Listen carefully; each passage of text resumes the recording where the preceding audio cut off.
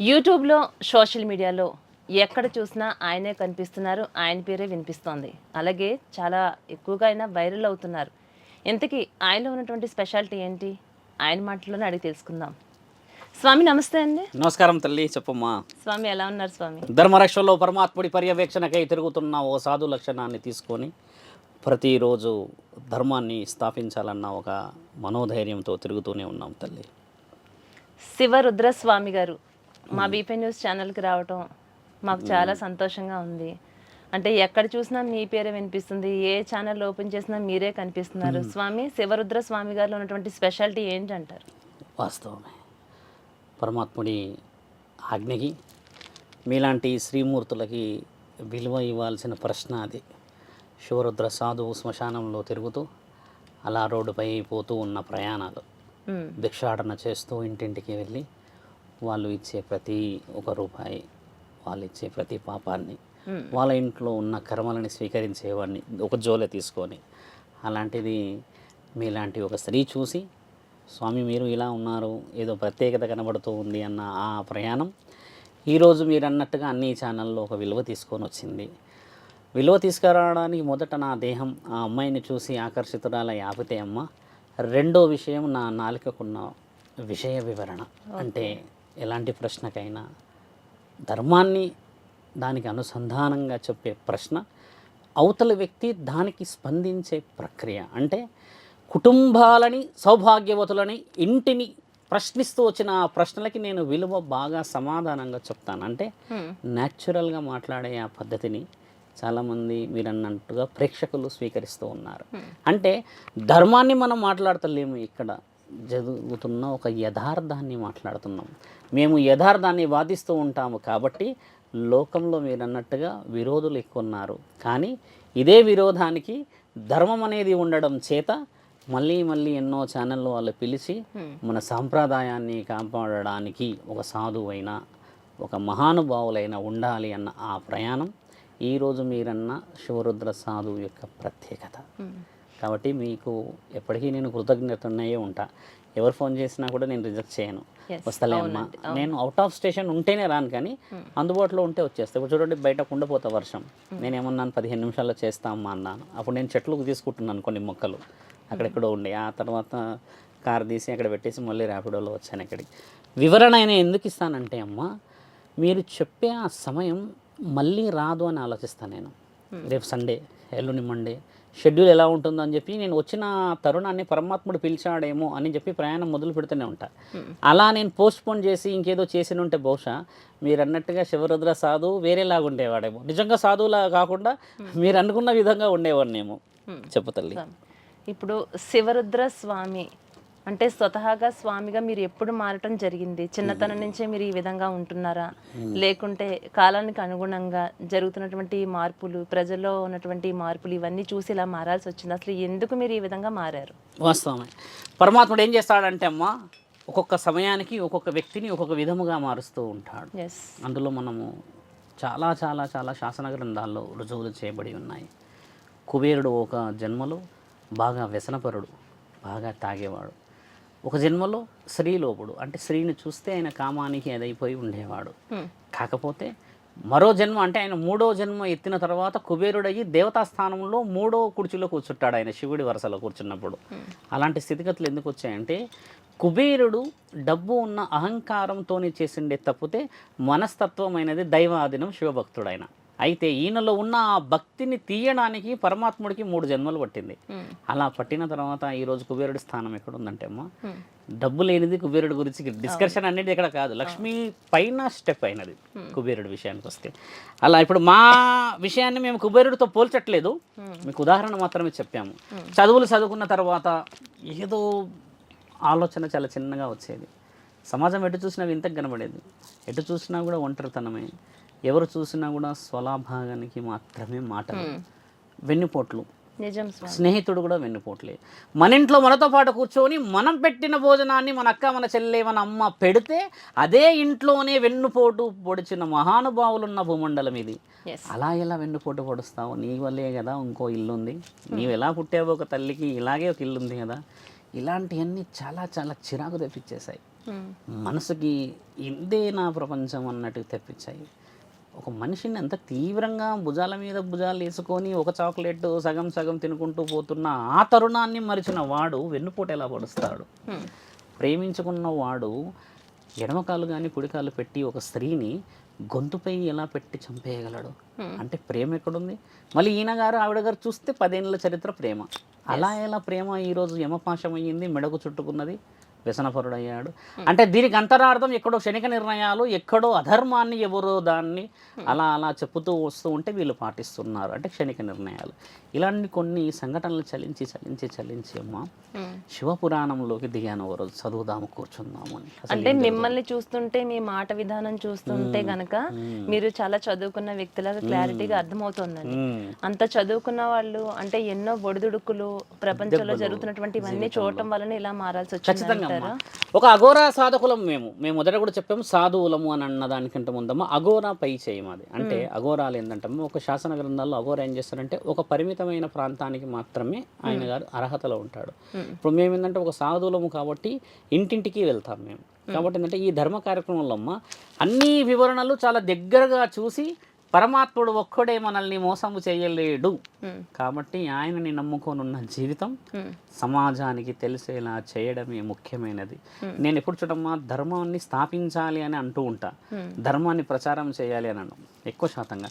ధర్మాన్ని స్థాపించాలి అంటమ్మా మొదట మనం ధర్మంకి కనబడేలా ఉండాలి.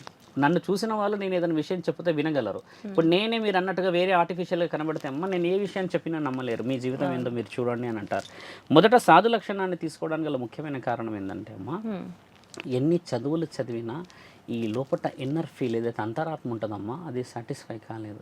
ఎప్పుడైతే పుస్తకాలని వదిలిపెట్టేసేసి మనం మస్తకాల గురించి మాట్లాడుతున్నాము అంటే మన మెదడు పనిచేయడం మొదలు పెట్టినప్పుడే స్థితిగతులు మన చేతికి వస్తాయి. ఇక్కడ చూడండి ఎప్పుడు మన మెదడు పనిచేస్తుంది అని అంటే అమ్మ అవతల వ్యక్తి నిజంగా అవసరంలో ఉన్నప్పుడు మనం నిజంగా సహాయం చేసినప్పుడు ఈయన గారు ఒక మనిషి అని కనిపెట్టగలుగుతారు. ఇప్పుడు మనం ఇక్కడ 100 రూపాయలు సహాయం చేసి 1,00,000 రూపాయలు అడుగుతూ ఉన్నాం అంటే అది ఎక్కడి ఆలోచన అమ్మ? అలాగే ఇక్కడ మోసాలు జరుగుతున్నాయి. వడ్డీ లేని 1 రూపాయి తీసుకుంటారు ఎవరైనా? ఎందుకు తీసుకుంటున్నారు?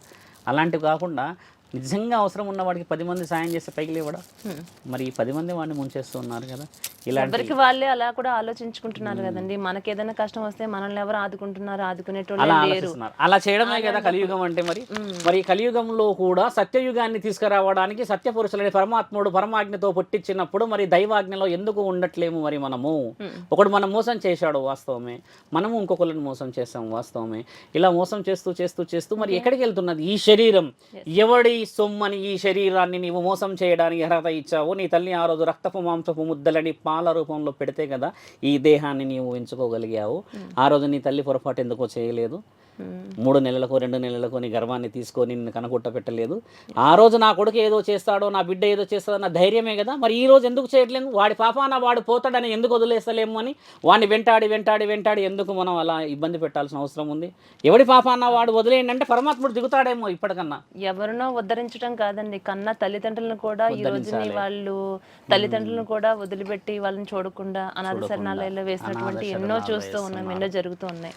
అలా వేయడానికి కూడా కారణాలు తల్లిదండ్రులను కూడా మేము గతంలో చెప్పాము. అనాథాశ్రమంలో అందరి తల్లిదండ్రులని వేయట్లేరు. ఎక్కడైతే విద్యని, ఎక్కడైతే క్రమశిక్షణని, బుద్ధులని తల్లిదండ్రులు నేర్పించారో వాళ్ళు ఇంకా తల్లిదండ్రుల దగ్గరే ఉన్నారు. ఆ పిల్లలు ఖచ్చితంగా పెంపకంలో లోపం ఉంటుందని చెప్పేసి ద్వాపరయుగంలో పరమాత్ముడు వివరించి చెప్పాడు పాండవులకి కలియుగంలో ఉన్న సత్యాలని. ఇప్పుడు మనం ఒక యుగం దాటిన తర్వాత మాట్లాడుకుంటే బహుశా కొంచెం విలువ తక్కువ ఉండొచ్చు. బ్రహ్మంగారైతే రాశారు కదా జీవిత సత్యాలు, కాలజ్ఞానాన్ని రాశాడు కదా. ఆయన కాలజ్ఞానంలో ఒక వ్యక్తి ముందు జరుగుతున్న విషయాలు పొందపరిచిన దాంట్లో 5 చేదు నిజాలు పెట్టాడు. 5 చేదు నిజాలమ్మ మొట్టమొదటి పెట్టింది కన్న తల్లి ఆ రక్త సంబంధాన్ని పంచుకొని పుట్టిన బిడ్డ. మొదటి సత్యం పెట్టాడు. అందులో ఏం పెట్టాడు అంటే అమ్మ అతి గారాభం పిల్లలని ప్రమాదానికి ముంచేస్తుంది. పిల్లలు మీరు చూపించే ఆ ప్రేమకి నిజమైన స్వేచ్ఛను కోల్పోతున్నారు. వెరీ సింపుల్ ఎగ్జాంపుల్ చెప్పాలంటే అమ్మ ఒక వయసు 6 కానీ 7 సంవత్సరాలు వచ్చినప్పుడు మట్టిలో ఆడిపించకుండా మనం పరుపులో ఆడిపిస్తున్నాం. మట్టిలో ఆడినప్పుడు దెబ్బ తగిలితే ఆ దెబ్బకి విలువ నొప్పి తెలిసినప్పుడు ఆ బిడ్డ దృఢంగా అవి సమాజంలో జరుగుతున్న చిన్న చిన్న చిన్న చిన్న విషయాలన్నీ తెలిసే స్థితికి వస్తాడు కదా.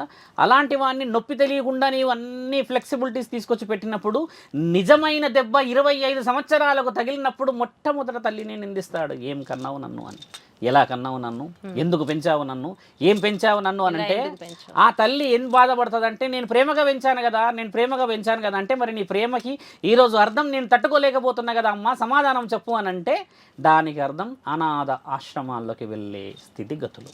విదేశాలకి పిల్లలు వెళ్తలేరమ్మా. ఇక్కడ విదేశాలకి ఎవరు వెళ్తున్నారు? స్వేచ్ఛలకు వెళ్తున్నారు.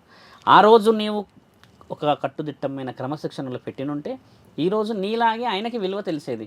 3 పూటల భోజనం మన ఇండియాలో దొరకదా అమ్మ? అనాథాశ్రమంలో దొరికిన అన్నం మన ఇంట్లో దొరకదా? కాకపోతే అక్కడ ఉండేది స్థితిగతులు వేరు, ఇక్కడ ఉండే స్థితిగతులు వేరు. అక్కడ ప్రేమలు ఉండవు, ఇక్కడ ప్రేమలు ఉంటాయి. ప్రేమలు ఉంటే కదమ్మా భోజనానికి విలువ. నీవు కంచం పట్టుకొని తినేసేస్తే ఆ తల్లి ప్రతి ముద్దలో ఆ రోజు నా బిడ్డకి ఎన్ని ముద్దలు పెట్టి చందమామను చూయించిన అని ఏడుస్తూ తింటుంది కదా ఆ ముద్ద. చనిపోయిన తర్వాత కూడా వస్తాడేమో అని ఎదురు చూస్తే మనం అమెరికాలోనే పెడుతున్నాం పిండాలు, మరి ఇక్కడ తీసుకుంటుందా? అండం పిండం బ్రహ్మాండం అని పరమాత్ముడు ఎందుకన్నాడంటే నీవు పుట్టక ముందుకే నేను అండాశయాలను విడుదల చేసి బ్రహ్మలోకాన్ని బ్రహ్మలోకాన్ని బ్రహ్మ రూపంలో రాసిపెట్టిన నీ తలరాతలో నేను ప్రాణం పోస్తే కానీ ప్రాణం రాని నీ యొక్క ఆ అండం బ్రహ్మాండం అంటే ఈ ప్రపంచం, దాన్ని నడిపే అధిపతిని నేను. ఇన్ని విషయాలు తెలియని వాడివి, ఇన్ని విషయాలు తెలిసిన తర్వాత నీకు పేరే లేదు, పేరు వచ్చిన తర్వాత నీవే లేవు. ఇప్పుడు రుచి శుచి లేని ఒక పిండాన్ని తినడానికి కూడా నీవు లేవు. రాజుల సొమ్ము మీరు చూసినట్టుగా రాళ్ళపాలైనట్టమ్మా. ఎవరి సొమ్ము ఎవరికి లేదు ఇక్కడ. అలాంటప్పుడు ఈ శరీరం మీద ఈ ధ్యాస ఎందుకు? న్యాయం ధర్మం చేస్తే చనిపోయినప్పుడు కనీసం నీ శవాన్ని నువ్వన్నా చూడగలవు. మన శరీరాన్ని చనిపోయినప్పుడు ఆత్మ పక్కనకు వస్తుందని శాసన గ్రంథాలు రాస్తున్నాయి కదా. నీ శరీరాన్ని నువ్వే చూసి అసహించుకునే స్థితికి ఎందుకు వచ్చావంటే అమ్మా నీవు నిజమని చనిపోయినాక తెలుస్తుంది. ఎందుకంటే ఇన్ని రోజులు ఆర్టిఫిషియల్ అబద్ధమో లేకపోతే ఏదో జీవితానికి మొత్తానికైతే బతికేసావు.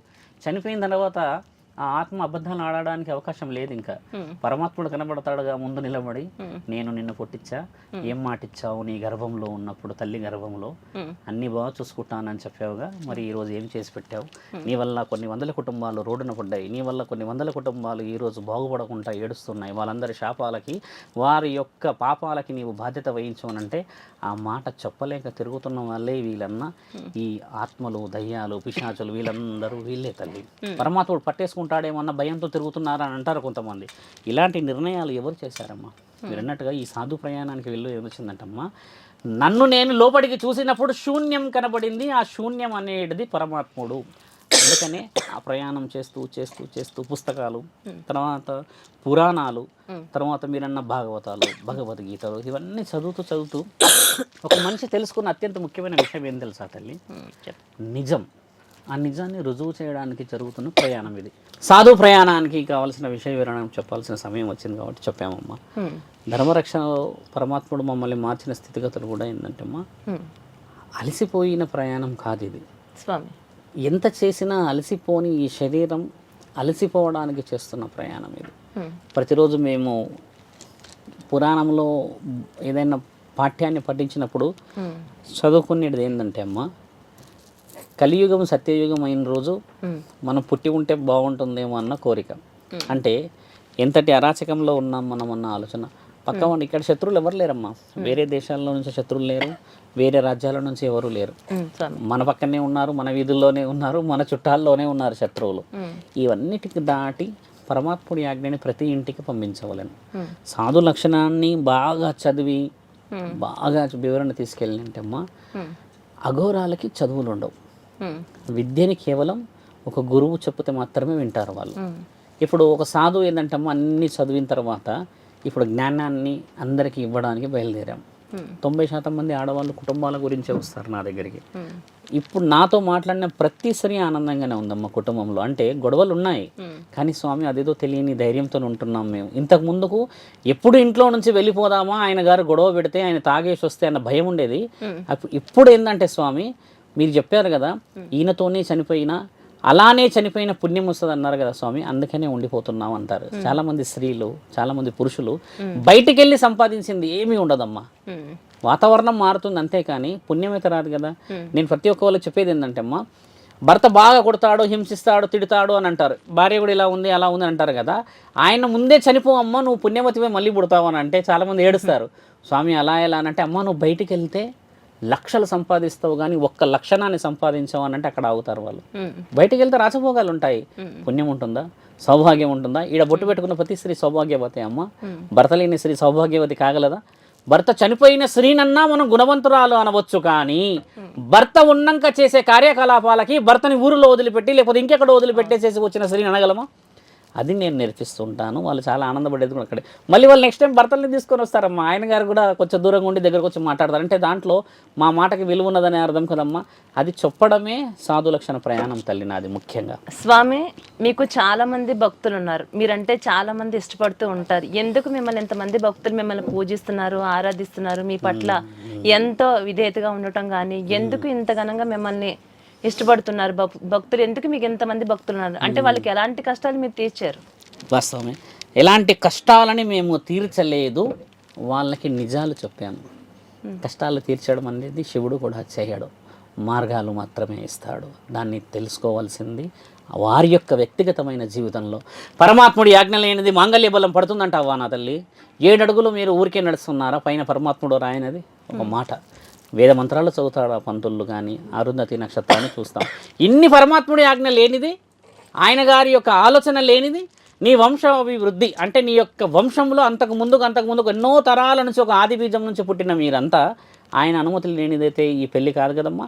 అలా ఎలా పెళ్లిని నిర్ణయించేసేస్తారు ఆయన తాగుబోతాడని, ఈవిడ గారు వ్యసనపరులానని? ముమ్మాటికి అది అబద్ధం అంటాను నేను. పరమాత్ముడు నిన్ను నిర్ణయించి పెట్టాడంటే ఏ కాలములో ఏ శాసన గ్రంథాల్లో ఏ విలువలని సంపాదించి పెట్టాడో అది నీ దేహానికి తెలియకపోవచ్చు, కానీ నీ అంతరాత్మ మాత్రం ఒకటే కదా, యూనివర్సల్. ఒకసారి నీ ఆత్మ అనేది ఒకటే సరిపడుతుంది, దానికి చావులేదు కదా. అందుకని దేవుడా మమ్మల్ని ఇలా పుట్టించారు అలా పుట్టించారని ఏడుస్తున్న వాళ్ళకి చెప్పే సమాధానం ఏంటంటే, అమ్మ మనము ఒక సాధు లక్షణం ఉంది, నీకు ఈ దేహం మాత్రమే తెలుసు కానీ నీ వంశవృక్షాన్ని మాత్రం చూసిన వాడు పరమాత్ముడు. అందుకని నీకు ఏది ఇయ్యాలో తెలియదా తల్లి? అలాంటిది భర్త తాగిపోతాడని వదిలేశాను, భర్త వ్యసనపరుడని వదిలిపెట్టేశాను అన్న చెప్పిన మాట ముమ్మాటికి అవాస్తవం తల్లి. నీవు మార్చుకోగలుగుతావు అన్న శక్తిని అరుంధతి అనే ఒక నక్షత్రాన్ని, కనబడిన నక్షత్రాన్ని చూపిస్తాం ఈ రోజుల్లో. మనం వెలుగున్నప్పుడే చూపిస్తాం. సహజంగా అయితే రాత్రి చూడాలి. అలాంటి నక్షత్రానికి ఉన్న విలువ చెప్పే వాళ్ళు కూడా లేరు కదా ఇక్కడ. అరుంధతి నక్షత్రం అంటే మీకు తెలిసిందే, ఒక చిన్న సెంటెన్స్లోనే మాట్లాడతాం. అరుంధతి అన్న ఆవిడ ఒక మహాపతివత, సంవత్సర కాలంలోనే భర్త చనిపోతాడంటే కూడా ఆయనని ఇష్టపడి పెళ్లి చేసుకుంది ఆవిడ. చేసుకున్న తర్వాత ఆ సత్యవంతుడు సంవత్సరానికి చనిపోతాడమ్మా అని చెప్పి వేద పండితులు చెప్తే, అయినా పర్లేదు నాకు గుణవంతుడు కావాలి అని చెప్పి పెళ్లి చేసుకుంటుంది.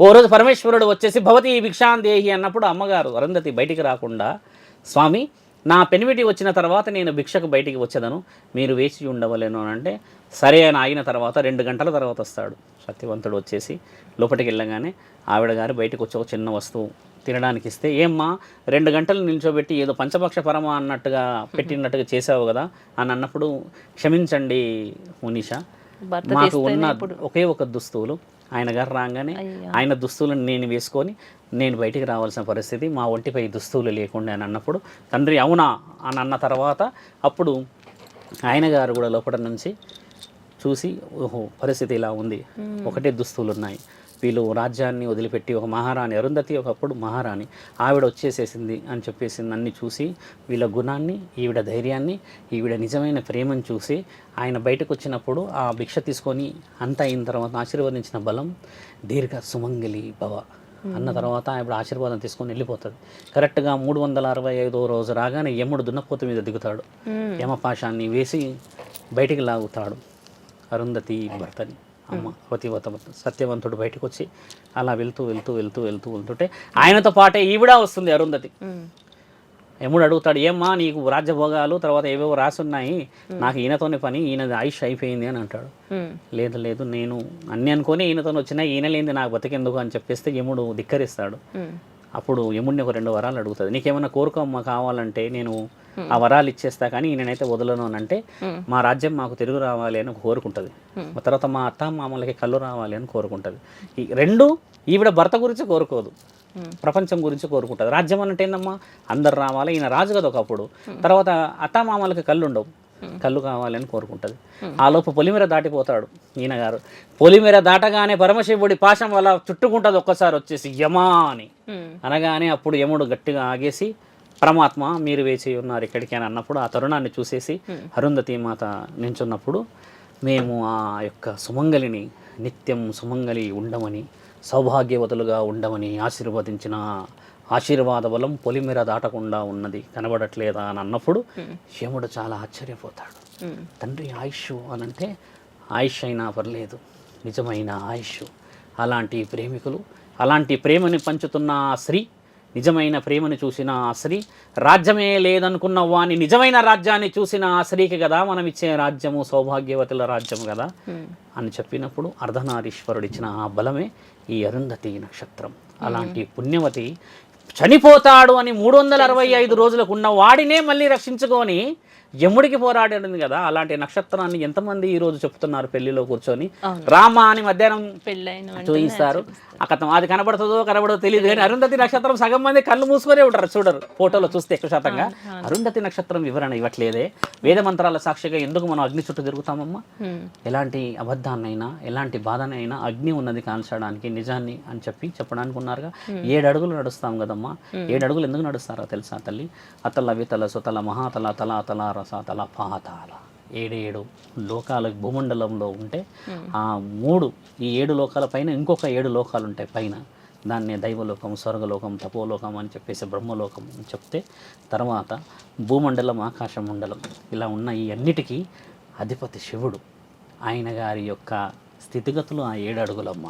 అంటే ఆయన గారి చుట్టూ తిరుగుతున్నట్టు అక్కడ. అంతటి మంత్ర ఉచ్చారణ ఎందుకు చెప్పట్లేము ఈరోజు? ఒక స్త్రీకి ఏ బలం ఇస్తున్నాం మనం ఈరోజు చెప్పండి? పెళ్లి అనే బలం అనేది ఎక్కడిది అసలు చెప్పాలి కదమ్మా. అది చెప్పకుండా ఎందుకు ఉండాలి అంటున్నాను నేను. చెప్పకపోతే ఏమవుతుంది? అదొక కమర్షియల్ కాదు కదా పెళ్లి అనేది. పెళ్లి గురించి వివరణ చెప్పినప్పుడు ఆ స్త్రీకి ఒక భావోద్వేగం వస్తుందా? పురుషుడికి ఒక భావోద్వేగం వస్తుందా? అలా చెప్పినప్పుడు ఆ పుణ్యంగా చేసే కాపురంలో పుణ్యమైన పిల్లలు పుడతారుగా తల్లి. నీవు గుణవంతుల్ని అంటావుగా.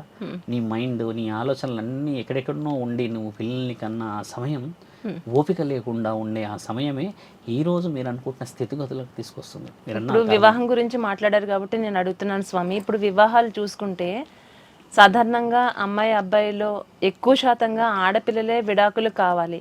కొంతకాలం వారితో కాపురం చేసిన తర్వాత ఒకరిద్దరు పిల్లలు పుట్టిన తర్వాత ఇది ఒక ఫ్యాషన్ అయిపోయింది. చాలా పెద్దవాళ్ళు, మనకన్నా పెద్ద కుటుంబంలో వాళ్ళ విడాకులు తీసుకుంటే లేనిది మనం ఎందుకు తీసుకోకూడదు? ప్రతి ఒక్కరూ కూడా పెళ్లి చేసుకునేటప్పుడే ముందుగానే జ్యోతిష్యులు కూడా చెప్పేస్తున్నారు, ఈ పెళ్లిళ్ళు విడాకులు అయిపోతే 1 year కన్నా కూడా వీళ్ళు ఎక్కువ కలిసి ఉండరు అని. అసలు ఈ విడాకులన్నీ ఎందుకు తీసుకుంటున్నారు? దీనికి మళ్ళీ అలాగే పేరెంట్స్ కావచ్చు, అత్తమామలే కావచ్చు, బంధువుల్లోనే కావచ్చు, మేనత్తలు, ఇలా ప్రతి ఒక్కరు కూడా వాళ్ళు కూడా సపోర్ట్ చేస్తూనే ఉన్నారు. మీరు చేసేది తప్పు. వివాహం చేసుకున్న తర్వాత జీవితకాలం కలిసి ఉండాలని ప్రమాణాలు చేసుకున్నటువంటి వివాహాన్ని మధ్యలోనే అంతా తునాదు తొరకలు చేసేసుకోవడం, దానికి పెద్దవాళ్ళు అంగీకరించడం, వాళ్ళకన్నా ముందే కోర్టు మెట్లు వీళ్ళు ఎక్కడం, ఇది అసలు ఎంతవరకు కరెక్ట్ అంటారు? అసలు ఇది ఏం జరుగుతుంది ఇప్పుడు మన ప్రపంచంలో? వాస్తవం. ఒక స్త్రీకి ఒక పురుషుడికి అమ్మ మీరన్న వివాహం అనేది అటేడు తరాలు ఇటేడు తరాలు చూడాలి. అవునండి. ఎందుకు 7 తరాలు చూడాలి మనం మాట్లాడితే? అటేడు తరాలలో ఇటేడు తరాలలో వచ్చేసి ముఖ్యంగా మేనమామలని మేనత్తలను చూస్తారు. ఒకప్పుడు మనం మాట్లాడితే ఉమ్మడి కుటుంబాలు 25, 30 మంది, 40 మంది ఉండేవాళ్ళు. ఇప్పుడు మీరు శ్రీమూర్తులు కాబట్టి మీకు తెలియాల్సిన ప్రశ్న సమాజం మొత్తానికి ఉపయోగపడాలి. ఒకప్పుడు 30 మంది 40 మంది ఉన్న ఉమ్మడి కుటుంబాలలో ఒక ఆలోచన ఒక స్త్రీకి వస్తే 35 మంది వచ్చేవాళ్ళు. బాబాయిలు, నానమ్మలు, తాతయ్యలు, మేనత్తలు, అమ్మలు అందరు కూర్చొని ఏం జరిగింది బిడ్డ, ఎలా జరుగుతుందా, అలాగా ఓకే అందరూ వచ్చేవాళ్ళు కదా. ఇప్పుడు సమాజంలో జరుగుతున్న అత్యంత ముఖ్యమైనది ఏంటంటే అమ్మ, ఆ 40 మంది ఆలోచనలు ఈ భార్యాభర్తలు చేయాల్సి వస్తుంది. అంటే మన దగ్గర 40 మంది యొక్క సపోర్ట్ లేదు, అంటే మన కుటుంబం సపోర్ట్ లేదని కొంతమంది విడిపోతే, ఇంకొంతమంది ఏమని విడిపోతున్నారు అంటే ఇక్కడ కాకపోతే నాకు ఇంకొక దగ్గర ఫైనాన్స్గా కానీ ఇంకేదైనా కానీ ఎమోషనల్గా కానీ ఇంకేదైనా కానీ నేను సెటిల్ అవుతానని. అయితే ఈ 2 విషయాల్లో తప్పులు ఎవరు ఉన్నాయంటే అమ్మ, ఒక కుటుంబంది ముఖ్యంగా పాత్ర ఉంటుంది. నీ తల్లి నీ తండ్రి ఒక కుటుంబం గురించి, నీవు బయటపడి కష్టపడేదాన్న గురించి, ఒక సౌభాగ్యం గురించి, ఒక భర్తని ఏ విధంగా ఆలన పాలన చూడసుకోవాల్సింది, పిల్లలు పుడితే ఏ విధంగా ఉండాల్సిందని చెప్పేసి ఒక స్త్రీకి నేర్పిస్తే, ఒక స్త్రీ గురించి నాయనా నీవు తాగింది పాలు కాదురా, నేను నా భర్త అంటే నీ నాన్న కాళ్ళకి ముళ్ళు గుచ్చుకొని బట్టలు కూడా లేకుండా రోడ్డుపైన లేకపోతే కష్టపడ్డ దగ్గర అవమానాలు భరించి తెచ్చిన ఆ డబ్బే నువ్వు తింటున్న ముద్ద అని చెప్తే కానీ ఆ ముద్దకి విలువ తెలియదు. మనం కష్టాన్ని గడప బయట పెడుతూ ఉన్నాం, లోపలికి వచ్చేస్తున్నాము. ఆయన గారు కేవలం భోజనాన్ని మాత్రమే చూస్తున్నాడు. మరి ఆ భోజనానికి విలువ చెప్పాలి కదా. నువ్వు తాగుతున్న ఆ పాలకి ఉన్న ఈ అన్నానికి ఉన్న విలువలకి అర్థం మేము బయట అవమానాల పాలు అని చెప్తే కష్టం విలువ తెలిస్తే ఆడ స్త్రీ యొక్క విలువ తెలుస్తుంది కదా. మా అమ్మ ఎన్ని కష్టపడి అవమానాలు పడితే నాకు ఈ కంచంలో ఈరోజు భోజనం వచ్చిందా అని ఎంతమంది పిల్లలు తల్లిదండ్రులు చెప్తే తింటున్నారమ్మా. ఒక స్త్రీ యొక్క రొమ్ములపై తంటారమ్మా మగవాళ్ళు ఇక్కడ. ఒక స్త్రీని సిగరెట్లు తాగి కాల్చేస్తారమ్మా ఇక్కడ. మద్యం తాగు అని చెప్పి ప్రెజర్ చేస్తారమ్మా ఇక్కడ. ఈపులంతా కొట్టేసేస్తారు. ఇంత పెద్ద పెద్దగా వార్తలు ఉన్నాయంటే ఒక స్త్రీని కొట్టేటప్పుడు నీవు కంటున్నప్పుడు అంటే ఆ స్త్రీ ఒక బిడ్డని జన్మిస్తున్నప్పుడు ఏదో చేస్తాడు అని అంటే ఇది చేసి చూపిస్తావా నీవు? ప్రతి కన్న తల్లి బాధపడుతుంది కొడుకు చేసే వ్యవహారానికి. కాకపోతే కన్న కొడుకు కదా అని చెప్పేసి వెనకేసుకొచ్చుకుంటుంది. అలా వెనకేసుకొచ్చిన సమాజమే ఈరోజు పోలీస్ స్టేషన్లో కోట్ల చుట్టూ తిరుగుతున్న కాగితాలమ్మ. 3 నెలలు అవుతుంది పెళ్ళైనాక. బహుముచ్చటగా వీళ్ళు కాపురాన్ని చేసేస్తారు కదా. విదేశాలకు వెళ్ళి హనీమూన్ అని ఒక పేరు పెట్టేసేసి గర్భం దాలుస్తుంది ఆ స్త్రీ. కరెక్ట్గా 6వ నెలకో 7వ నెలకో ఏదో గొడవ అయ్యో ఇంకేదో ఏదో సంవత్సరానికి విడిపోతారు. విడిపోరమ్మ వీళ్ళు. ఏదో కాగితాలు చేరుతాయి అక్కడికి. చేరిన తర్వాత క్షణిక నిర్ణయాలు, బాగా తాగొస్తున్నాడనో ఇంకేదో చేసొస్తే తల్లిదండ్రులు పంచాయతీ పెట్టడం మానేసి అల్లుడిని కొట్టడానికి బయలుదేరుతారు మహానుభావులు. ఒకటైతే ఈ స్త్రీని తక్కువగా అంచనా వేసిన వీడు ఇంకెవడో ఉన్నాడో ఏదో మాట్లాడుతుండో ఏ ధైర్యం లేదని చెప్పేసి ఈయన గారి తరఫు నుంచి వీళ్ళు మాట్లాడతారంటే ఇద్దరి తప్పులని తీస్తారెత్తు. కానీ నాయన 7 సంవత్సరాలు 7 బంధాలు వీళ్ళు ఉన్న 7 జన్మల బంధం అని చెప్పేవాడు లేడు ఇక్కడ. అలా చెప్తే ఒకసారి కాకపోతే ఒకసారి అన్న కనీసం సిగ్గు వస్తుంది కదా ఇటు మగవాడికి, కనీసం ఒక జ్ఞానం వస్తుంది కదా అటు ఆడవాళ్ళకి. అలా చెప్పేవాళ్ళు కాకుండా ఇక్కడ తానా అంటే తందానా అనేటోళ్ళు ఎక్కువైపోయారు తల్లి. తర్వాత ఏమవుతుందంటే అమ్మ ఒక రోజు కలుస్తారు వీళ్ళు 2 సంవత్సరాలకు 3 సంవత్సరాలకు కలిసి విడాకుల గురించి వివరణ మాట్లాడితే అబ్బం శుభం తెలియని ఆ పిల్లలకి నాన్న అని దూరం నుంచి చూయిస్తున్నాం మనం. నాన్న ఎక్కడ ఉండాలమ్మా? బిడ్డల గుండెపై ఉండాలా లేకపోతే ఆ గుండెల పైన ఉన్న ఆ ప్రేమను చూపించడానికి నాన్న అక్కడ ఎక్కడో చెరసాల దగ్గర కూర్చొని ఉండాలా? ఆ తల్లి చేస్తున్న పొరపాటు ఏంటంటే అమ్మ పిల్లల్ని కన్నా తల్లులు అతిగారాభంలో వంశాభివృద్ధిని నాశనం చేస్తున్నారు. ఎందుకమ్మా అంత అవసరం? ఒకప్పుడు మీకు గుర్తుందమ్మా ఎక్కడో దూరం కొన్ని మైళ్ళ దూరంలో విద్యాని అభ్యసించడానికి హాస్టల్ లాంటి దాంట్లో వదిలిపెట్టేస్తే ఒక గురువు దగ్గరే ఉండేవాళ్ళు. వీళ్ళు వాళ్ళ పనులు వాళ్ళే చేసుకునేవాళ్ళు. అక్కడ అన్నీ నేర్పించేవాళ్ళు. ఇక్కడ ఏమైందంటే అమ్మ అన్నీ అడ్వాన్స్గా చెప్పేసి నేనున్నా అని చెప్తున్నారు. ఇక్కడ ఎందుకున్నామమ్మా మనము? మన పిల్లలకి అహంకారాన్ని నేర్పించి అటువైపు ఉన్న ఆడపిల్లని తక్కువ చేయడానిక? అక్కడున్న ఆడపిల్లలు కూడా అలాగే ఉన్నారు. ఇక్కడున్న వాళ్ళని ఏదో విధంగా తక్కువ చేసేస్తున్నారు కదా. ఇలా చేయడానికి మొదట నీ కడపనే కారణం. అదే చిన్నప్పటి నుంచి నీ ఇలవెలుపులు, నీ యొక్క కుల దైవము, నీ యొక్క కార్యక్రమాలు, మన ఇల్లు, మన పూజ, మన కార్యక్రమాలు, మన పద్ధతులు అని నువ్వు నేర్పించినుంటే ఆ పిల్లలు ఎక్కడో ఆలోచన పరంగా మంచిగా అవుతారు కదా. నీవు నేర్పించేది ఏంటంటే అమ్మ weekend trips, KFC, dominoes, Google pay, PhonePe, otherwise online, లేదంటే ఇంకేదైనా యూట్యూబ్లో జరిగే అడ్వాన్స్ వీడియోస్. ఇవన్నీ నీవు ఏర్పాటు చేసినాయి కదా. అవన్నీ చేయకుండానే ఉండవచ్చు కదా. అలా మనం ఉండలేము. సమాజం మారిందంటే ఈ సమాజాన్ని మార్చుకుంది ఎవరమ్మా? మరి మనమే మార్చుకున్నాం కదా. మరి దీన్ని ఎందుకు వదలలేకపోతున్నాం అంటే ఇక్కడ మన మనస్సు మన కంట్రోల్లో లేదు కాబట్టి దాన్ని వదలలేము. టీవీ చూడడం అనేది మానేసేసి ఫోన్ చూడడం మానేసేసి ఉండండి అంటే ఈ రోజులో ఉండరు. ఎందుకంటే కన్న తల్లిదండ్రులే ఉండలేరు కాబట్టి పిల్లలు ఎలా ఉండగలరు? 5 సంవత్సరాలప్పుడు నువ్వు ఈపు పగల కొడితే తగిలిన ఆ దెబ్బ అమ్మ ఒక్కసారి గుండెకు గుబులు అంటే భయం వచ్చేస్తుంది. అమ్మా మా అమ్మ కొడుతుంది మా నాన్న కొడతాడని. 25 సంవత్సరాలు నువ్వు గారాభంగా పెంచితే వాడు కొట్టే దెబ్బకి నీకు గుండెపోటే వస్తుంది కదా. ఎంతమంది తల్లిలు ఈరోజు హాస్పిటల్లో బైపాస్ సర్జరీలు చేసుకుంటున్నారు.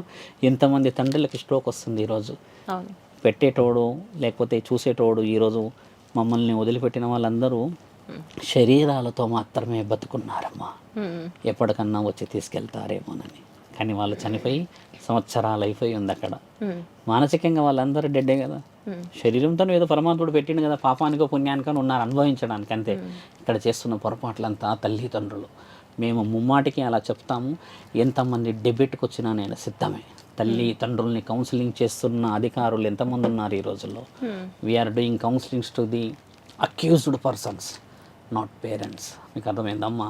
మనము నేరం చేసిన వాడిని ఈడ శిక్షల గురించి అమలు గురించి ఏమి చేయాలో ప్రత్యామ్నాయ పరీక్షల గురించి న్యాయవాదులతో గొడవ పడుతున్నాము. కానీ ఒక తల్లిని ఒక తండ్రిని ఏమ్మా ఎలా పెంచావు నీ బిడ్డని అని చెప్పి కౌన్సిలింగ్ ఎందుకు ఇవ్వట్లేము ఇక్కడ? అలా ఇస్తే ఆ తల్లికి ఆ తండ్రికి సిగ్గు వచ్చేసి మిగతా వాళ్ళని ఎలా పెంచాలో ఆ జ్ఞానం రాదంటారా? అది మన దగ్గర లేదా? అధికారం మన దగ్గర ఉంది కదా. అలాంటప్పుడు నువ్వు నేరం చేసిన వాడిని ఎలా పట్టుకొస్తావమ్మా? దానికి ప్రోత్సహించిన వాడిని ఎందుకు పట్టుకురావట్లేదు? దానికి కావాల్సిన ఏ వివరణ వాళ్ళని ఎందుకు తేవట్లేదు? అలా 100 మందిని తెస్తే అమ్మో ఒక్కడు మారతాడుగా. జగద్గురు ఆదిశంకరాచార్యులు ప్రపంచాన్ని 4 సార్లు తిరిగేసి ఈరోజు శ్రీచక్రాన్ని కట్టి పెట్టాడు 18 అష్టాదశ శక్తి పీఠాలనంటే ఆ రోజు కాలినడకల నడిచిన వాడు ఒకే ఒక్కడు ఈరోజు 18 శక్తి పీఠాలని ముల్లోకాధిపతులని మనం పూజిస్తున్నాం. ఒకటి వల్లేనే కదమ్మా ప్రపంచం మారింది. 140 కోట్ల మంది వల్ల మారిందా? మారలే కదా. అలా ఒక్కడే ఉంటాడు, ఇద్దరే ఉంటారు కదా, అలా వెళ్ళాలి సన్మార్గం అని చెప్తున్నాం కదా తల్లి. మీరన్న విషయ వివరణలో కోర్టుకు, డివోర్స్కి లేకపోతే ఎమోషనల్కి వచ్చడానికి గల ముఖ్యమైన కారణం ఏంటంటే సొంతంగా మన దగ్గర ఉన్న వాళ్ళు, సొంతంగా మన పక్కనే ఉన్న వాళ్ళు, సొంతంగా మనల్ని తెలివిగా అలా తీయగా అమృతాన్ని పెట్టి సమయం దాటినాక దాన్ని విషమని చెప్పేవాళ్ళు. అది తెలుసుకోకపోతే ఎందుకమ్మా నీ బతుకు? ఆలోచించు నీ ఒక మాట. స్వామి మీకు ఆత్మలు కనిపిస్తాయి, స్వామి ఆత్మలను చూస్తారు అని విన్నాం. అంటే మీరు ఆత్మలను చూస్తారా? ఆత్మలు మీకు కనిపిస్తాయా? వాస్తవమే. కొంచెం మనం మురటైన ప్రశ్న కాబట్టి కొంచెం లాజికల్గా వెళ్దాం. What is your profession? ఒక విధంగా చెప్తే no you are doing anchoring, journalist and some questions you are asking. నా యొక్క ప్రొఫెషన్ ఏంటి? సాధువుని పరమాత్ముడి ఆజ్ఞలో శ్మశానంలో విభూది ఒళ్ళంతా రాసుకొని పూజలు పురస్కారాలని కూర్చుంటాం. అంటే మేమున్న ఆ దినం వేరు, మీరున్న ఆ దినం వేరు. You are expert in your job profile. నేను ఉన్న ఆ దినంలో ఒకటి దయ్యం, రెండోది దేవుడు. కాబట్టి ఏంటంటే నా దగ్గరకు వచ్చే ప్రతి వ్యక్తి సాగర సంగమం అంటే మీకు తెలిసిందే కదమ్మా. ఒక పాముతో సంగమం జరిగాక అమృతం దేవతలు తీసుకుంటే ఇటు అసురులు వచ్చారు. దేవాది దేవతలే రుజువు చేశారు రాక్షసులు ఉన్నారని. ఇవైతే ఉన్నాయి కదా. కాబట్టి ఆ రాక్షసులకు సంబంధించిన జాతులే ఈరోజు మీరన్న గాలి, ఆత్మ, ఇంకేదైనా దయ్యాలనేది. ఇదంతా కలిపురుషుడి యొక్క ప్రభావం. కలిపురుషుడు ఏంటంటే బ్రహ్మ యొక్క చెడు వీర్యస్ఖలనంతో పుట్టినవాడు. బ్రహ్మ ఒక తీవ్రమైన కామ కోరిక వచ్చినప్పుడు పరమశివుడు ఆదేశిస్తాడు, చెడుతో పుట్టినని ఆ వీర్యస్ఖలనం ఎట్టి పరిస్థితుల్లో దైవ ఆధీనాన్ని పాడు చేయకూడదు అన్నప్పుడు బ్రహ్మ సృష్టించినది ఈ కలిపురుషుడు. ఈయన గారి ఉద్దేశం అంతా చెడే. ఎక్కువ తాగడం, మద్యపానం, అమ్మాయిలు, కామ కోరికలు, ఇంత మాత్రమే ఉంటాడు. అలా ఉన్నదానికి మీరు అన్నట్టుగా ప్రతి ఒక్క మనిషి లోతులో ఉన్న ఆ చెడుని బయటికి తీయడమే కలి యొక్క ముఖ్యమైన బాధ్యత. ఇలా తీవ్రమైన మానసిక రుగ్మతతో చనిపోతారు కదమ్మా, క్షణిక ఆవేశాలతో కొంతమంది. వీళ్ళు అర్ధ ఆయుష్తో చనిపోవడం చేత పూర్ణ ఆయుష్ వచ్చేంత వరకు తిరిగే వాళ్ళే ఆత్మలు. ఈ ఆత్మలకి ప్రత్యేకంగా ఒక 100 సంవత్సరాలు బతికిన వాడు, పుణ్యంగా చనిపోయిన వాడు తిరగాడు. ఎవరికైతే నిమిత్తమైన కోరికలు, అపరిమితమైన ఆలోచనలు ఉండి క్షణికమైన నిర్ణయాలు తీసుకొని చనిపోతారో తల్లి, వాళ్ళు తిరుగుతూ ఉంటారు. అలానే ఇలాంటి ఆత్మలు కొన్ని పరమాత్మని దగ్గరికి వెళ్ళకోకుండా ఆత్మలు తిరుగుతూ ఉంటాయి. ఇలాంటి ఆత్మలను మీరు పరమాత్మని దగ్గరికి పంపించగలను నేను అంటున్నారు. ఖచ్చితంగా. ఎందుకు పంపించలేమమ్మా? శాసన గ్రంథాల్లో ఏమి రాసున్నది? మనం ఆత్మల గురించి వచ్చింది కాబట్టి ఇతిహాసాలే మాట్లాడాలి, మనం సైన్స్ గురించి మాట్లాడకూడదు. ఇక్కడ ఏం రాసిందంటే అమ్మ, చనిపోయినప్పుడు నీ ఇంటి ఇలా వెలుపులు కులదైవం నీ దగ్గరే ఉంటారు. దానికి ముందు యమభటులు వచ్చేసి, నాయన నీవు కాలం చేశావు, నీవు కొన్ని పుణ్య కార్యక్రమాల నిమిత్తం నిన్ను తీసుకెళ్లి శిక్షలు ఇవ్వాలి అని చెప్తారు. ఇవి రాసున్నాయి మన పురాణాలలో. 18 పురాణాలు మన దగ్గర ఉన్నాయమ్మా. మళ్ళీ 18 ఉప పురాణాలు ఉన్నాయి మన దగ్గర. అన్నిట్లలో రాసి ఉన్నది. ఒక ఆత్మని పరమాత్ముడి దగ్గరికి చేర్చడం ఎందుకు తెలుసా తల్లి? మరో జన్మకి నీ పాప ప్రాయశ్చిత్తానికి ఆయన మాత్రమే నిర్ణయించగలడు. ఆయన మాత్రమే నిన్ను కంట్రోల్ చేయగలడు. నిన్ను పుట్టించుకున్నవాడు శివుడే కదా. శివుడు లింగానికి పూజ చేయమని ఎందుకు చెప్పాడు అనేది మీరు కొద్దిగా వెరైటీగా ఆలోచన చేసి వ్యత్యాసంగా మాట్లాడితే, భూమండలానికి ఆయన ఇచ్చింది ఏం తెలుసమ్మా ఆలోచన? మీరంతా నా పిల్లలు అని చెప్పడానికి రుజువు అది. శివుడి యొక్క లింగాన్ని పూజిస్తున్నాం. అయినా దాన్ని ఆయన ఇచ్చిన దాన్ని ఏం చేస్తాం? అందరం మొక్కుతాం, పూజిస్తాం, అన్నీ చేస్తాం, అంత చేస్తాం, పూజ చేస్తాం. ఒకసారి శివలింగం అని ఆలోచించుకుంటే మనం లింగం అని చెప్తే పూజించగలమా? ఒక మనిషి లింగాన్ని పూజించగలమా? శివుడి యొక్క లింగం అని ఎందుకు పూజిస్తున్నామంటే, మహానీయుడు 3 కన్నులు పెట్టుకొని ముచ్చటగా 3వ కన్ను ఇలా పెట్టి వక్రీకరించి చూస్తాడు. నీకంటే ఎక్కువ ఆలోచన నా శరీర భాగాలలో నేను కనబెట్టలేనిదన్నీ కళ్ళు మూసుకొని చూస్తున్నా. సృష్టికి ఎంత శక్తి ఉంటే దాన్ని నడిపించే సృష్టికర్తని నాకు ఎంత శక్తి ఉంది అని చూపించడానికి రుజువులు అవి. కాబట్టి ఏంటంటే ఆయన మాత్రమే కంట్రోల్ చేస్తాడనంటే, పరమాత్మ ఒక ఆత్మ ఈ విధముగా జరిగి కుటుంబాల్లో ఇబ్బంది లేదా ఏదైనా కోరికల నిమిత్తం తిరుగుతూ ఉన్న దాన్ని ఒక హోమం, ఒక యజ్ఞం, ఇంకేదైనా పూజా విధానాన్ని చేస్తే ఒక హోమానికి తల వంచాల్సిందే ఎలాంటి వాళ్ళైనా. ఇప్పుడు మన శాస్త్ర గ్రంథాలు ఇంత డెవలప్ అయినాయి కదమ్మా. 2024 సంవత్సరాలు, కొన్ని లక్షల సంవత్సరాల చరిత్ర మన భారతదేశం కానీ ఈ భూమండలం. ఒక్క హోమం కూడా ఇంతవరకు ఫెయిల్ కాలేదు మన దగ్గర. మహారాజులు కూడా హోమాలు చేసేవాళ్ళుగా. కరోనా టైంలో కూడా హోమాలు చేసాముగా మనం. ఎన్నెన్నో హోమాలు, చండీ యాగం చేస్తాం, ఇంకేదో చేస్తాం కదా. దాని యొక్క ప్రతిఫలం ఏంటంటమ్మా, హోమం ఏ దేవుడికైనా చెయ్యండి, అగ్నిలో నుంచి పరమాత్ముడు రావాల్సిందే, శివుడే ఇస్తాడు దానికి ప్రతిఫలం. అందుకే ఆ హోమం అంతా అయిపోయిన తర్వాత సక్సెస్ఫుల్గా ఒక వ్యవసాయమే కానీ, ఒక ఆరోగ్యమే కానీ, ఒక మృత్యు అంటే ఒక మృత్యుని జయించిన స్థితిగతులు కానీ చూడగలుగుతాం. దాని అర్థం ఏంటంటే అమ్మ, హోమానికి ఉన్న శక్తి అంతిమ నిర్ణయం దైవాధీనంలో. హోమం తర్వాత వేరే పూజ లేదు ఇక్కడ.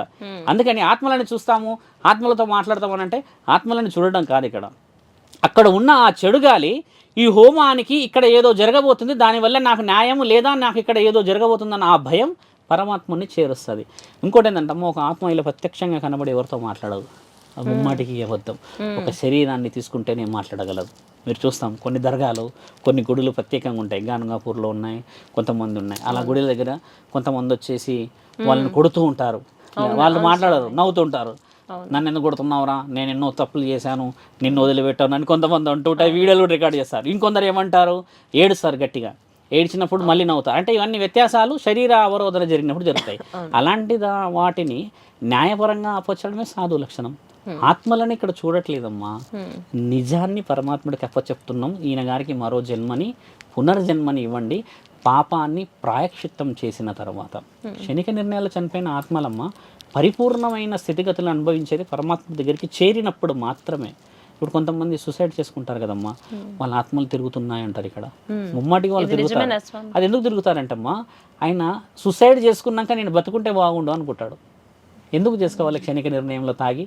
ఎందుకు చేసుకోవాలి? ఒకరు అమ్మాయి ఏదో అన్నదనో, ఏదో మెసేజ్ పెట్టిందనో, అమ్మ నాన్న ఏదో అన్నారని తీసుకున్న నిర్ణయం క్షణిక ఆవేశంలో చేసుకున్న వాడిగా మళ్ళీ ఆ శరీరంలోకి 100 సార్లు ప్రయాణం చేస్తాడు పోదామని. పరమాత్ముడు పోనీయడిగా. పరమాత్ముడి ఆధీనమే కదా ఆత్మ అంటే. మరి అంతటి స్థితిగతులని సాధువులు ఎందుకు చేస్తారంటే అమ్మా, అలా చేసిన దాంట్లో సొంత లాభం లేదు. ఎవరో కుటుంబం, ఎవరో వంశం, ఎవరో ఒక ఆడపిల్లలు, ఒకరి పిల్లలో మళ్ళీ పుట్టాలని చేస్తున్న ప్రయాణం ఆత్మలు కనబడితే ఎంత, కనబడకపోతే ఎంత అమ్మ. మళ్ళీ ఆ నెక్స్ట్ డే ఆన్వర్డ్స్ ఆ ఇంట్లో ఆ ప్రభావం ఉండదు.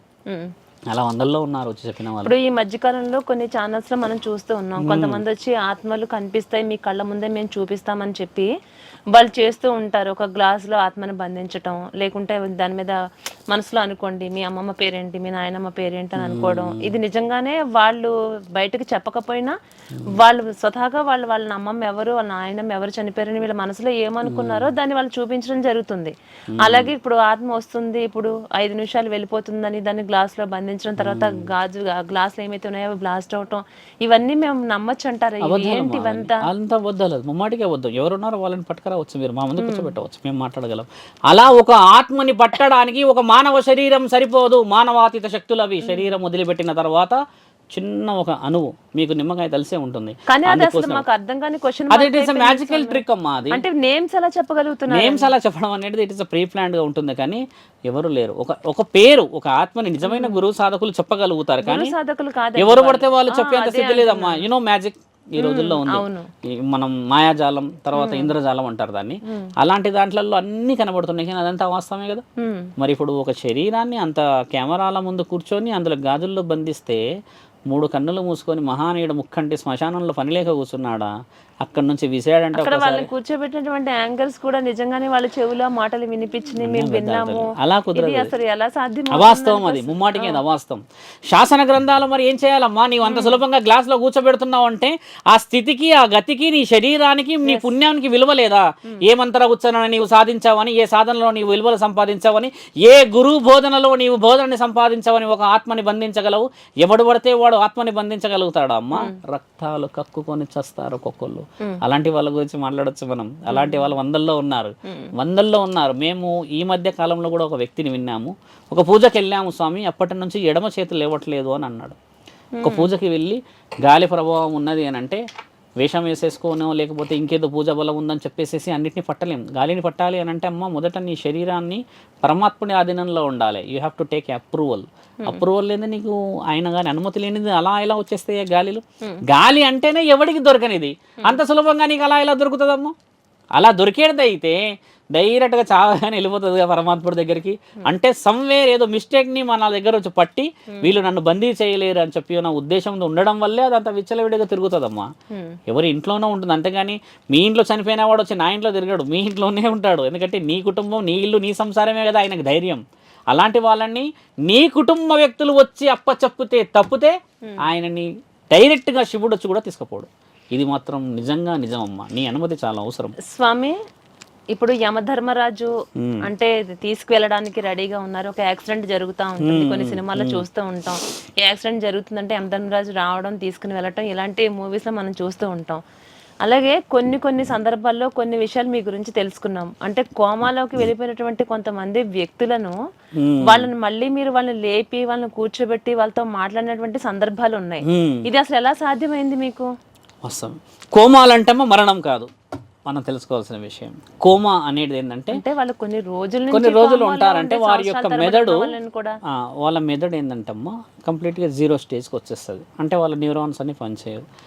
అయితే కోమా అనేది మీరు అడిగారు కాబట్టి చెప్తున్నాము, ఛానల్ వాళ్ళకి మొదటిసారి అడిగారు. ఒక వ్యక్తి శరీరంలోకి ఆత్మ పోకపోవడమే కోమా. అంటే ఫిజికల్గా 50% అమ్మ, మనం సోల్ పరంగా 50%. ఈ 50% ఇక్కడ అలా ఒక బెడ్ మీద కొన్ని రోజులు ఉండడం చేత ఈ 50% అందులోకి పోలేకపోవడాన్ని మనం కోమా అంటాం. అంటే అక్కడ మైక్రో లెవెల్లో నీ బ్లడ్ ప్యూరిఫికేషనో లేకపోతే బ్లడ్ సర్క్యులేషనో లేదంటే నీ మెదడులో అన్ని న్యూరాన్స్ పనిచేస్తూ ఉంటే ఈయన గారు రావడానికని సహకరించడానికి ఆత్మబలం సరిపోవాలి. ఆత్మబలం పోవడానికి సరిపోకపోతే ఆ శరీరం లేవదు. ఒక శాస్త్ర గ్రంథం. ఇంకో శాస్త్ర గ్రంథం సైన్స్ ప్రకారంగా మాట్లాడితే మెదడు అనేది ఫ్రీజ్ అయిపోయి మిగతా బ్లడ్ సర్క్యులేషన్స్ ఆగిపోవడం, అంటే గుండె పని చేయకపోవడం, లీవర్ కానీ ఇంకేదైనా అలా ఆగిపోయి ఉంటాయి. అయితే ఒక కోమాలో ఉన్న వ్యక్తిని నిజముగా పరమాత్ముడు పుట్టించాలి, నిజముగా ఆ అబ్బాయితోని ఆ అమ్మాయితోని ఆ యొక్క కుటుంబానికి ఆ తల్లిదండ్రులకి ఇంకా ఏదైనా దైవాధీనమైన కార్యక్రమాలకో లేదంటే ఎవరికైనా ఈయన ద్వారా జరగబోయే కార్యక్రమాలకు అవసరం ఉన్నది అని అంటే అమ్మ ఒక క్షణికమైన నిర్ణయాన్ని చెప్పడానికి నిజమైన ఒక గురు సాధకుడు అవసరం పడతాడు. అంటే మహామృత్యుంజయ మంత్రం ఇదేంటంటే అమ్మ ఆ మృత్యువుని మనం జయించగలిగే కెపాసిటీ ఎవరు ఇవ్వగలుగుతారంటే అమ్మ యముడు వచ్చి నిలబడినా కూడా శివుడు క్షమాభిక్ష పెట్టగలడు. యముడైతే నేను తీసుకుపోయినట్టే నీ శరీరంలోకి నీ ఆత్మ వస్తలేదు అని అంటే యముడి ఆధీనంలో ఉన్నావని అర్థం. ఇక్కడ మనం బాగా గమనిస్తే అమ్మ మీరన్న అదే చిత్రాల్లో చూడండి, యముడు ఖచ్చితంగా గుమ్మం బయట ఉంటాడు, అక్కడ ఉంటాడు, ఆయన ఎప్పుడైనా లేపుకుపోతా అంటాడు. కానీ ఏదో ఆపుతుంది అంటే అక్కడ నీకు నిజమైన ఒక గురువు సాధకుడు అవసరమైనప్పుడు క్షమాభిక్ష పెట్టి ఆ కుటుంబాన్ని తీసుకెళ్తానంటే నిన్ను పాముతో వేసే ఆ కాటుని చీమతో వేసి మళ్ళీ పుట్టిస్తాడు. ఆ 3 నెలలు నీకు కావాల్సిన ఈపుని చింతపండు చేస్తున్నాడు అని అర్థం. అంత అర్థమైందా అమ్మ? ఆత్మకు కావాల్సిన పరీక్షలు జరుగుతూనే ఉంటాయి అక్కడ. ఇక్కడ ఈ శరీరానికి ఏం జరగదు. తర్వాత పరమాత్ముడు నిజంగా పుట్టించే అవకాశం ఉన్నది ఆయన గారి. యమధర్మరాజు పక్కనే ఉండి రెడీగా తీసుకెళ్ళడానికి సిద్ధంగా ఉన్నా సరే కూడా యమధర్మరాజును కూడా మించి మీరు ఈ ప్రాణాన్ని కాపాడగలుగుతామంటే నిజమైనది పరమాత్ముడి ఆజ్ఞ కదమ్మా. అది రుజువు చేయబడింది. నేను చేస్తున్నానని చెప్పడానికంటే ముందు పురాణాలను చదువుకుంటున్నామ్మా. మహామృత్యుంజయ యాగం ఎందుకు చేస్తారు, మృత్యుంజయ యంత్రం ఎందుకు చేస్తారంటే ఒక వ్యక్తి నిజంగా అవసరం ఉన్నదన్నప్పుడు క్షమాభిక్ష కోసం అడుగుతామమ్మా పరమాత్ముడిని. క్షమాభిక్ష ప్రాణం కంటే విలువైనది. బాగా గుర్తుపెట్టుకోండి. ఒక వ్యక్తి తల తీసేస్తే పగలు ప్రతీకారాలు తీరవు, ఆ తల దించితే పగలు ప్రతీకారాలు శాంతిస్తాయి. తల తీసేసిన వాళ్ళందరిది ఎలా ఉంటుంది, ఇంకో తల తీయాలని మళ్ళీ కోరిక. అదే క్షమాభిక్ష వస్తే ఆ కుటుంబాలు కలిసిపోతాయి, అందరు కూర్చొని భోజనాలు చేస్తారు. రేపటి రోజు మా స్నేహితుడే ఆ రోజు అలా గొడవలు అయినాయి అని చెప్పుకుంటారు. అదే తల తీస్తే అమ్మ వాని కొడుకు బిడ్డనో ఇంకెవడో మళ్ళీ ఇంకో తల తీయాలనే తిరుగుతాడు. అంటే పగలు ప్రతీకారాలు ఎలా ఉంటాయి, క్షమాభిక్షకి ఎలా విలువ ఉంది. కాబట్టి ఏంటంటే క్షమాభిక్ష శివుడు పెట్టి నేను బతికిస్తాడన్న ఆజ్ఞని ఒక గురువు సాధకులు, ఒక అఘోరా సాధకులు, ఒక పౌరహిత్యంలో ఉన్న పండితులు కానీ పూజ చేసి యాగం చేసి యజ్ఞం చేసి ఆ వ్యక్తిని బతికించడంలో తప్పేముందమ్మా? నిజంగా అవసరం ఉన్నది అని అంటే పరమాత్ముడు ఆజ్ఞిస్తాడు. అవసరం ఉన్నది అన్న వాడికి మాత్రమే యజ్ఞం చేయగలుగుతాం కదా. మీరు అన్న ఆ విషయం కోమాలో ఉన్న ఒక వ్యక్తిని బతికిస్తారనో కోమాలో ఉన్న ఒక వ్యక్తి వల్ల అవసరం ఏముందని అన్నప్పుడమ్మా ఇది కూడా చెప్పగలుగుతారు కదా ఆయన తిరిగి రాడని. అది చెప్పగలుగుతాం అని అంటే అమ్మ నిజంగా తిరిగి రాడు. అవకాశం ఉన్నది మహామృత్యుంజయ యాగాన్ని చేయడం చేత ఇంటి ఇలవెలుపులని కులదైవాన్ని మనం ఆజ్ఞ ప్రకారంగా ఈ విధమైన శాంతి పూజలను చేస్తే బ్రతికే అవకాశం ఆ వయసులో ఉన్న ఒక వాళ్ళకి. అమ్మ బాగా గుర్తుపెట్టుకో, 99 సంవత్సరాలు ఉండి కోమాల్లో ఉన్నవాడిని బతికించాం. ఇక్కడ 26, 30 సంవత్సరాలు 50 లోపు ఉండి ఆ కుటుంబం నిజంగా అవసరాన్ని ఉన్నది అన్నవాడు బతుకుతాడు. ఇది ముమ్మాటికి నిజం, రుజువు చేయబడిన articles. We have a black magic society and we have a institution in London. ఒక్కసారి మీరు ఎంక్వైరీ చేసి చూడండి, యూట్యూబ్లో ఎప్పుడే కొట్టండి కొట్టండి. ఒక కాలేజీ ఇన్స్టిట్యూషన్ రన్ చేస్తారమ్మా బ్లాక్ మ్యాజిక్ అని చెప్పేసి. అక్కడ ఎంతమంది చదువుకుంటున్న వాళ్ళు ఉన్నారు కదా. మొన్న ఒక రీసెంట్ ఆర్టికల్ వచ్చింది కదా, బ్లాక్ మ్యాజిక్ ద్వారా ఒక ఆత్మ ఎంతసేపు ఒక శరీరాన్ని వదిలిపెట్టి ఉండగలుగుతుందని ఆర్టికల్ రిలీజ్ చేశారు కదా. మనిషి బతకలేకపోయాడు, చనిపోయాడు, మళ్ళీ రాలేకపోయాడు అంటున్నారు కదమ్మా. ఒక మనిషి చనిపోయిన తర్వాత ఏమవుతున్నాడో అని గత 100 సంవత్సరాల నుంచి రీసెర్చ్ చేస్తున్నదమ్మా సొసైటీ. అది కనబడితే మరి ఆ సొసైటీకి విలువ ఉంటుందో ఆలోచించండి. అది కనబడితే పరమాత్ముడికి విలువ ఏముంటుందో ఆలోచించండి. అది కనబడందే కదా పరమాత్ముడి ఆజ్ఞ. అది కనబడితే మానవులకి దేవుడికి విలువ ఏముంటుంది. మీరు అన్నది ఏంటంటే అమ్మ, స్వామి మీరు ఒక కోమాలో ఉన్న వ్యక్తిని బతికిస్తారా అని అనేది కాదు అక్కడ. నిజమైన కారణ జన్ముడిని ఎలా బతికిస్తారో అన్నదాన్ని పరమాత్ముడి క్షమాభిక్ష ద్వారా తీసుకుపోవడం. నేనే కాదు, ఒక నిజమైన కారకుడిని పరమాత్ముడు నీ ఇంట్లో ఉన్న వాళ్ళందరూ కలిసి పూజ చేసిన వీళ్ళందరూ క్షమాభిక్ష అడుగుతున్నారని చెప్పేసి నిజంగా అవసరం ఉన్నదంటే ఆయనే లేపుతాడు. 3 నెలలు 4 నెలలు ఉన్న వాళ్ళు లేచిన వాళ్ళు వందల్లో ఉన్నారు తల్లి. అలా చాలామంది బతికి గొప్ప గొప్ప కార్యక్రమాలు చేసిన వాళ్ళు ఉన్నారమ్మా. మీరు సైన్స్ గురించి మాట్లాడుతున్నారు, దైవం గురించి మాట్లాడుతున్నారు. మీ దృష్టిలో దైవం గొప్పదా, సైన్స్ గొప్పదా? వాస్తవమే. మస్తకం అనంటే పరమాత్ముడు, పుస్తకం అనంటే సైన్స్. ఒకప్పుడు మహాజ్ఞానులు ఎలా పుట్టారు అని అంటే మీరే మా గురువులు అనుకుందాం. మేము ఎక్కడో చివర 1000-1500 సంఖ్య అనుకోండి నాది. మీరు ఎక్కడో కూర్చొని నాకు ఒక విద్య చెప్తుంటే అమ్మ, దాన్ని మీ కళ్ళల్లో కళ్ళు పెట్టి మా గురువు గారు మాకేం చెప్తున్నారో అని నా యొక్క మస్తకం అంటే నా మైండ్ ద్వారా వినే ఆ చదువు మస్తకం. అంటే నేను మా గురువు చెప్పిన దీక్షగా విని, మా గురువు చెప్తున్న పాఠాలు దీక్షగా పాటించి, మా గురువు ఇచ్చిన మాకు ఆ విలువైన సంపద, మన సంస్కృతి అంటే మన సంపద, పురాణాలు, ఇతిహాస గాథాలని న్యాయమైన విషయాలకు వాడితే అప్పుడు వచ్చే ఆ విలువ నిజముగా నా మెదడులోకి వెళ్ళడం వల్ల నేను 100 శిష్యులను తయారు చేయగలరు కదా. అదొక విషయం. అయితే అమ్మ నువ్వు అన్నది ఈ మస్తకం కాస్త పుస్తకం అయింది. అంటే గురువులు లేరు కదా ఇప్పుడు చెప్పేవాళ్ళు. ఇప్పుడు మనమే చదువుకుంటున్నాం ఓపెన్ చేసి పుస్తకాలు. దట్ ఈస్ కాల్డ్ పుస్తకం. ఫస్ట్ మస్తకం అంటే ఒకప్పుడు బుక్కులు లేకుండే ఒకే బుక్ ఉంటుండే, అది గురువు గారే చదివేవారు. ఆ గురువు చదివితే వందలాది మంది శిష్యులు అయ్యేవాళ్ళు. ఇప్పుడు గురువులు లేకపోవడం వల్ల శిష్యులకి ఈ ప్రచురించబడిన పుస్తకాలు చదువుతున్నాం. ఈ పుస్తకాలు కాస్త ఏమైనా తెలుసా అమ్మ మీకు? చెప్పండి. మస్తకం నుంచి పుస్తకం అయిన తర్వాత ఏమైనా మీకు తెలుసా అమ్మ? హస్తకం అయ్యింది. ఇప్పుడు మీరు రాసుకుంటూ ఉన్నారు కదా, దట్ ఈస్ కాల్డ్ ఏ హస్తకం. అంటే చదివితే గుర్తు కూడా ఉండకుండా రాసుకుంటున్నాం ఇప్పుడు. ఒకప్పుడు మెదడు నుంచి మెదడుకి వెళ్ళిపోయే జ్ఞానం ఎక్కడ, తర్వాత బుక్కులో నుంచి చదువుతూ మెదడులో పెట్టుకునే జ్ఞానం ఎక్కడ, మెదడులో కూడా ఉండకుండా రాసుకుంటున్న జ్ఞానం ఎక్కడ. ఇంకొక జ్ఞానం ఉంది ఇక్కడ, నేత్రానందం. ఏమీ రాయట్లేదు, ఖాళీ యూట్యూబ్ చూసుకుంటున్నాం అంతే. ఇన్ని జ్ఞానాలలో ఏ జ్ఞానం గొప్పది? విజ్ఞానం గొప్పదా, శాస్త్రజ్ఞానం గొప్పదా? ముమ్మాటికి శాస్త్రజ్ఞానమే గొప్పది. మానవుడు చేసుకున్న ఈ మహాయుద్ధంలో ఇక్కడ మెదడు ఉన్నది, ఇక్కడ మనసు ఉన్నది. ఇవి రెండింటినీ కనిపెట్టడానికి 99 సంవత్సరాలు అవుతుంది. అది కనిపెట్టినప్పుడు నీ యొక్క శరీరం మట్టిలో ఉంటుంది. అర్థమైందా తల్లి? సైన్స్ గొప్పది అని ఎందుకంటామంటే అమ్మ, ఈరోజు ఆధునికతను సంపాదించాము సైన్స్, కానీ ఒక్క సైన్స్ ఇన్స్టిట్యూషన్ చూపించండి దేవుడి విగ్రహం లేకుండా ఉన్నది. దెన్ మనం ఖచ్చితంగా అనవచ్చు science is a greatest technology అని. సైన్స్ వచ్చింది కూడా అమ్మ మన శాస్త్ర గ్రంథాలతోనే. ఒక ఐన్స్టీన్ యొక్క బ్రెయిన్ ఇంకా భద్రపరిచిందంట ఎక్కడో, మీకు తెలిసే ఉండొచ్చు. ఈ లైట్ ఏదో సంథింగ్ తయారు చేసిన ఎందుకు భద్రపరిచిందమ్మా? అంతటి బ్రహ్మజ్ఞానం మళ్ళీ పుట్టకపోవచ్చేమోనని అలా దానికి ఇచ్చిన విలువ అది. శివుడి మెడలో పుర్రెలు ఉంటాయి, మీరు చూసారా? మీకు తెలుసా పుర్రెలు? కాళికామాత మెడలో పుర్రెలు ఉంటాయి, మీరు చూసారా? అవి ఎవరికి తెలుసా తల్లి? పుణ్యమైన వాళ్ళ పిల్లలై బుద్ధి సంపాదించి లోకాన్ని మార్చిన మహా యోధులై నా బిడ్డలు లోకాన్ని మార్చారు, న్యాయాన్ని మార్చారు, ధర్మాన్ని మార్చారు, సంస్కృతిని కాపాడి ఒక సౌభాగ్యవతి, ఒక ఇల్లు, ఒక సంసారాన్ని ఎంతో వివరణ చెప్పిన ఈ తలలు భూమండలంలో కలవకూడదని పెట్టుకున్న పుర్రెల తలలమ్మ అవి. బ్రహ్మ కపాలాలు అంటారు వాటిని. అలా బ్రహ్మ తలలు 2 ఉన్నాయి అందులో. అర్థమైందా? బ్రహ్మకి 5 తలలే, కానీ అందులో తల తీసేశాడు కదా తండ్రి ఒక తల. ఆ తల కూడా భూమండలం మీద అంతటి మేధాశక్తి ఉన్న జ్ఞాన సంపద కింద పడకూడదని తండ్రి పెట్టుకున్న వివరణమ్మ. మీరు మాట్లాడుతున్న సైన్స్కి విలువ ఉంది, కానీ సైన్స్ కంటే ముందు శాస్త్ర గ్రంథాలు ఉన్నాయి. దాని ద్వారా సైన్స్ పుట్టింది కదా తల్లి. మీరు అన్నట్టుగా 2 గొప్పయే, కానీ దాన్ని తెలుసుకోవాలన్న ఆలోచన వచ్చిన మానవుడు వాటికంటే గొప్పవాడు. సైన్స్ గొప్ప అయితే, శాస్త్రం గొప్ప అయితే చదివేదేవాడమ్మా, చదివేవాడు గొప్పవాడు ఇక్కడ. అర్థమైందా తల్లి? ఇంకా అలాగే కర్మ సిద్ధాంతాన్ని తప్పించుకోలేము అంటారు. అసలు కర్మ సిద్ధాంతం అంటే ఏంటంటారు? కర్మ అనేది మనం పుట్టక ముందుకు పరమాత్ముడు 15 కర్మలను రాసి పెడతాడు తల్లి గర్భంలో ఉన్నప్పుడు. ఏం కర్మలు అవి? ఒక మాట మాట్లాడితే 15 కర్మలు ఏమి ఇక్కడ ఉన్నాయి?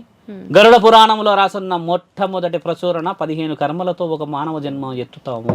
తల్లి గర్భంలో ఉన్నప్పుడు ఎన్ని కర్మలు ఉంటాయో తెలుసా అమ్మ నీకు? అక్కా చెల్లె పెళ్లిళ్ళు చేసే బాధ్యత ఒక, తర్వాత అమ్మా నాన్నలను పోషించుకునే ఒక బాధ్యత, తర్వాత గురు సాధకులకి విలువ సంపాదించే ఒక బాధ్యత, తర్వాత సమాజంలో మంచి పేరు తెచ్చుకోవాలని డబ్బు కోసం చేస్తున్న ప్రయాణం ఒక బాధ్యత, వచ్చిన భార్యని బాగా చూసుకోవాలనేది ఒక బాధ్యత, పుట్టిన కొడుకులని పిల్లల్ని చూసుకోవాలనేది ఒక బాధ్యత. ఎన్ని కర్మలు ఉన్నాయో చూసారా? కానీ ఈ 15 కర్మలను నీకు తెలియకుండానే జరిగితే 16వ కర్మ నీ జీవితాన్ని అర్థం పరమార్థం చేస్తుంది. అది పుణ్యమైన కర్మ. నీకు నిజముగా తెలిసి నిజముగా అవసరం ఉండి నిజముగా ఆకలైన వాడిని కనిపెట్టడమే 16వ కర్మ. నీ పిల్లలని నువ్వు ఎలాగో చూసుకుంటావు తల్లి, కన్నావు కాబట్టి నీ రక్తము, నీ నాన్నని అమ్మనో లేకపోతే నీ చదువులని విద్యలో నువ్వు గౌరవిస్తావు. కానీ నిజముగా నీ వల్ల ఒక వ్యక్తి బాధపడి ఆయనకి నీ అవసరం ఉన్నది అని అంటావు చూడమ్మా, అదే 16వ కర్మ. ఆ కర్మ తెలుసుకున్న వాడే జ్ఞానాన్ని సంపాదించే పెద్ద కర్మ. అంటే చూడండి, మీరన్న సిద్ధాంతం, కర్మ సిద్ధాంతం అనే విషయానికి సిద్ధాంతం అంటే ఏందమ్మా? ఒక ప్రక్రియ, ఒక ప్రకటన, లేదా ఒక చిన్న మనం అనుకున్న ఒక పుస్తకం అనుకుందాం ప్రక్రియని. ఆ కర్మ సిద్ధాంతాన్ని మనం పాటించాలా వద్దా? నువ్వు పాటించినా పాటించకపోయినా 15 కర్మ సిద్ధాంతాలు నీ శరీరంలో పెట్టుకుని పుడుతున్నావు కదమ్మా. ఈ 16వ కర్మ సిద్ధాంతాన్ని పాటించగలిగిన వాడు ఈ 16ని గెలిచిన వాడవుతాడు. అదే పుణ్యం. ఆ పుణ్యం ఎలా వస్తుందమ్మా? నువ్వు 10 మందికి చేస్తున్న సహాయం 100 మందికి చేరితేనే కదా వచ్చేది. నేనన్నా ఈ 16వ కర్మ గురించి ఎందుకు మాట్లాడుతున్నా అంటమ్మా, ఇప్పుడు మన సొసైటీలో ఈ 16వ కర్మని పనిచేయాలి. ఇక్కడ న్యాయం లేదు, స్త్రీకి అఘాయిత్యాలు వెళ్ళిపోతున్నాయి, అత్యాచారాలు అవుతున్నాయి, చంపేస్తున్నారు, కామకోరికల కోసం తాగేస్తున్నారు కదా. ఇక్కడ 16వ సిద్ధాంతం పనిచేస్తలేదు. నీవు పుట్టిన తర్వాత చేస్తున్న పాపాలన్నీ అనుభవించాల్సి వస్తుంది. కానీ 16వది నీ వల్ల ఎవరికి కూడా ప్రమాదం జరగకుండా నిజమైన అవసరం ఉన్న వాడిని తీర్చడమే 16వ కర్మ. పుణ్యం ఎలా వస్తుంది తెలుసా తల్లి? నీ వంశాన్ని ఉద్ధరిస్తే పుణ్యం రా తల్లి. ఇదైతే మీకు తెలిసిందే కదా. ఒక వ్యక్తిని నిజంగా నీవు బాగుపరచగలిగినప్పుడు, ఒక కుటుంబం బాగుపడినప్పుడు, విద్యను అందించినప్పుడు, తర్వాత ఒక స్త్రీ నీ వల్ల బాగుపడి ఆ వంశాభివృద్ధికి వంశవృక్షాన్ని తెచ్చుకున్నప్పుడు, అప్పుడు కదా నీ యొక్క 16వ కర్మ సిద్ధానికి ఆహా మానవుడు చూసారా దేవుడిలాగా వచ్చి మమ్మల్ని కాపాడి ఆ రోజు భోజనం పెట్టి విద్య అందిస్తే ఈరోజు మా వంశం బాగుపడుతుందని చెప్పేవాళ్ళు ఈ 30 ఏళ్ళలో దొరికారా మీకు ఎక్కడన్నా? పోనీ 100 సంవత్సరాల్లో ఏదైనా బుక్ చదివింది విన్నారా? మనం రాసుకున్నది మనం 100 సంవత్సరాల క్రితం రాసిన బుక్లే చదువుతున్నాం ఇంకా. కాబట్టి ఏంటంటమ్మా, కర్మ సిద్ధాంతం అనేది పరమాత్ముడు రాసిపెట్టిన దాన్ని అనుభవించాలి. 16వ కర్మ సిద్ధాంతం అనేది నీ అంతఃకరణ శుద్ధితో నీవు చేస్తున్న 16వ కర్మ పరమాత్ముడిని చేరేది. పరమాత్ముడిని చేరాలంటే అమ్మా ఈ 16 కర్మలను పాటించక తప్పదు. ఇంకా గురువుగారు, అంటే భగవద్గీత కంటే మా బైబిల్ గొప్పది అని వాదిస్తూ ఉంటారు. ఇక్కడ మనకి బైబిల్ గొప్పది అనుకోవచ్చా, భగవద్గీత గొప్పది అనుకోవచ్చా, లేకుంటే రెండు సమానం అనుకోవచ్చా? ఎవరి కులాల వాళ్ళకి సంబంధించి వాళ్ళు గొప్ప అని చెప్పుకుంటున్నారు అనుకోవచ్చా? వీఆర్ ఇన్ 28th కలియుగం. మీకు తెలుసా అమ్మా, 28వ కలియుగంలో ఉన్నాం మనం. అంటే ఆల్మోస్ట్ 27 కలియుగాలు చూసినట్టే మన ఇద్దరం, మీరు నేను వీళ్ళంతా. అంటే 28 సార్లు ఈ కలియుగం మునిగింది, తర్వాత మళ్ళీ పుట్టాము. అన్నిట్లలో ఏమి రాస్తుందో తెలుసా అమ్మ? భగవద్గీత, ఖురాన్, తర్వాత బైబుల్. పవిత్రమైన ఆత్మతో పరమాత్ముని చేరాలని రాస్తుంది. పరమాత్ముడు ముగ్గురు, ఒకటి బ్రహ్మ, 2 విష్ణు, తర్వాత పరమేశ్వరుడు. ముగ్గురు అమ్మలు, లక్ష్మీమాత, సరస్వతీమాత, తర్వాత పార్వతీమాత. పార్వతీమాత పరమేశ్వరుడు సౌభాగ్యం అర్థభాగాన్ని శరీరానికి ఇస్తే, సరస్వతీమాత బ్రహ్మలు వచ్చేసి నాలుక పైన విద్యాబుద్ధులు ఇచ్చేసి మన ఒక జ్ఞాన సంపదను ఇచ్చారు. లక్ష్మీమాతని తండ్రి గుండెల మీద చోటిచ్చేసి ధన సంపదని, ఇలవెల్పులని, కులదైవాన్ని, డబ్బుని ఎలా విధంగా కాపాడుకోవాలని. వీళ్ళు తప్పించి ఈ సొసైటీలో మూడోది ఏమి నడుస్తుంది, నాలుగోది ఏమి నడుస్తుంది చెప్పమ్మా? ఈ 3 నడుస్తున్నాయి కదా. ఇక మొత్తానికి 3 నడుస్తున్నాయి. ఒకటి ఫైనాన్స్, 2 వచ్చేసి పెళ్ళి, 3వది వచ్చేసి ఏమైతే ఉన్నదమ్మా ఇల్లు సంసారం. ఇవే నడుస్తున్నాయి కదా, ఇంతకు మించి లేవు. మిగతా 3 దేవతలు ఎవరైతే అంటమ్మా స్వరూపాలు, మేమంటే గొప్ప అనుకున్న వాళ్ళు మానవులు రాసుకున్న చరిత్రలు. భగవద్గీత ఎవరు చెప్తే ఎవరు రాశారమ్మా? ఒక మాట వింటే మనం, పాండవులు, తర్వాత మహాభారతం, ఇటు అర్జునుడు, కౌరవులు అంతా ఒక యుద్ధం అంతా జరిగిన తర్వాత జరిగిన ప్రత్యామ్నాయాలని ఏ విధముగా బ్రతకాలని రాశాడు. ఇప్పుడు బైబుల్లో అయితే మేము గొప్ప అని రాసలేదు కదా. మానవ శరీరం ఏ విధంగా దృక్పథంతో పుట్టి ఉన్నదో, ఈ మాంసపు ముద్దలకి విలువ ఏ విధంగా తెచ్చుకోవాలో రాసింది కదా. ఖురాన్లో కూడా అలానే రాసింది కదా. 3 మన సంస్కృతి అంటే మన యొక్క సాంప్రదాయం హిందుత్వం తర్వాత ఏ బంధుత్వంతో పోల్చుకున్నామా వారి వారి కుటుంబాలు ఎలా ఉండాలని రాసి లేదు, మానవ శరీరం ఎలా ఉండాలో రాసి ఉన్నది. మేము గొప్ప అని రాసుకున్నది మాత్రం మనుషులే. ఇక్కడ 3 బైబుల్, తర్వాత మీరన్న ఈ ఖురాన్, మీరన్న ఈ భగవద్గీత ఏం రాసి ఉన్నాయంటమ్మా, శరీరం ఏ విధంగా బతకాలి, మానవుడు జన్మెత్తినాక ఏ విధంగా ఉండాలని రాసింది. ఏసే రాసిండు భగవద్గీత అని రాసలేదమ్మా, ఇక్కడ శ్రీకృష్ణుడే రాసిందని కూడా లేదు, ఇక్కడ ఖురాన్ కూడా అలా రాసలేదు. ఇక్కడ మానవుడు ఏ విధంగా బతికాలని రాసున్నది మీరన్న ఈ 3 సంపుటాలు. కొందరు మీరు అన్నట్టు క్రిస్టియన్ వ్యక్తులు ఉన్నారు, మా బైబుల్ గొప్ప అని అన్నాడు కదా, ఖురాన్ గొప్ప అని అన్నారు అనుకుందాం. కొంతమంది వేరే మతస్థులు, హిందువులో మనం మా యొక్క భగవద్గీత గొప్ప అన్నాం. ఒక్కసారి చూపించమ్మా భగవద్గీత కానీ ఖురాన్లో కానీ ఇంకెందులో కానీ ఏది గొప్పది అని. ఆడ ఏం రాసిందంటమ్మా, మానవ శరీరం ఏ విధంగా బతకాలి అనేది గొప్పది. అలానే రాసున్నాయి. మనం పోరాడుతున్న ఈ పోరాటం అనేది ఎప్పటికీ కూడా గెలుపునియదమ్మా.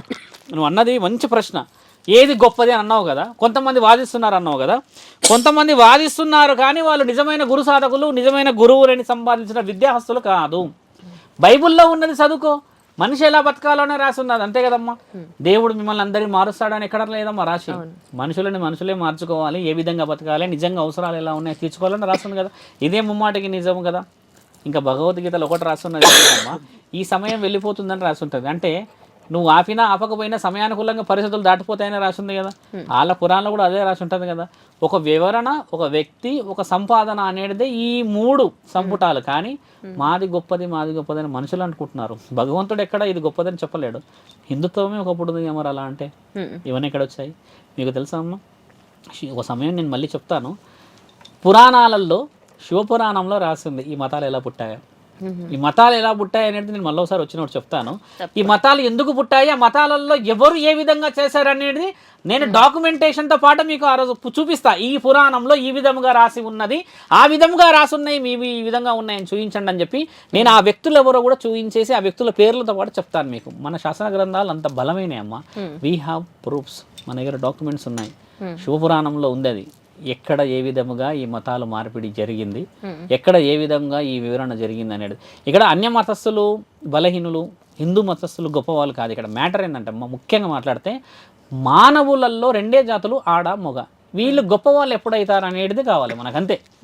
మా మతం మీ మతం, మా మతం మీ మతం. మరి మీ మతంలో ఆడవాళ్ళు మగవాళ్ళు కాకుండా దేవుళ్ళు ఉన్నారా? మా మతంలో దేవుళ్ళు ఉన్నారా?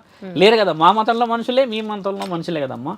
నిజమైన మనుషులని కనిపెట్టడమే మీరన్న అన్నీ ఖురాన్, బైబుల్, మీరన్న ఈ భాగవతం, భగవద్గీత.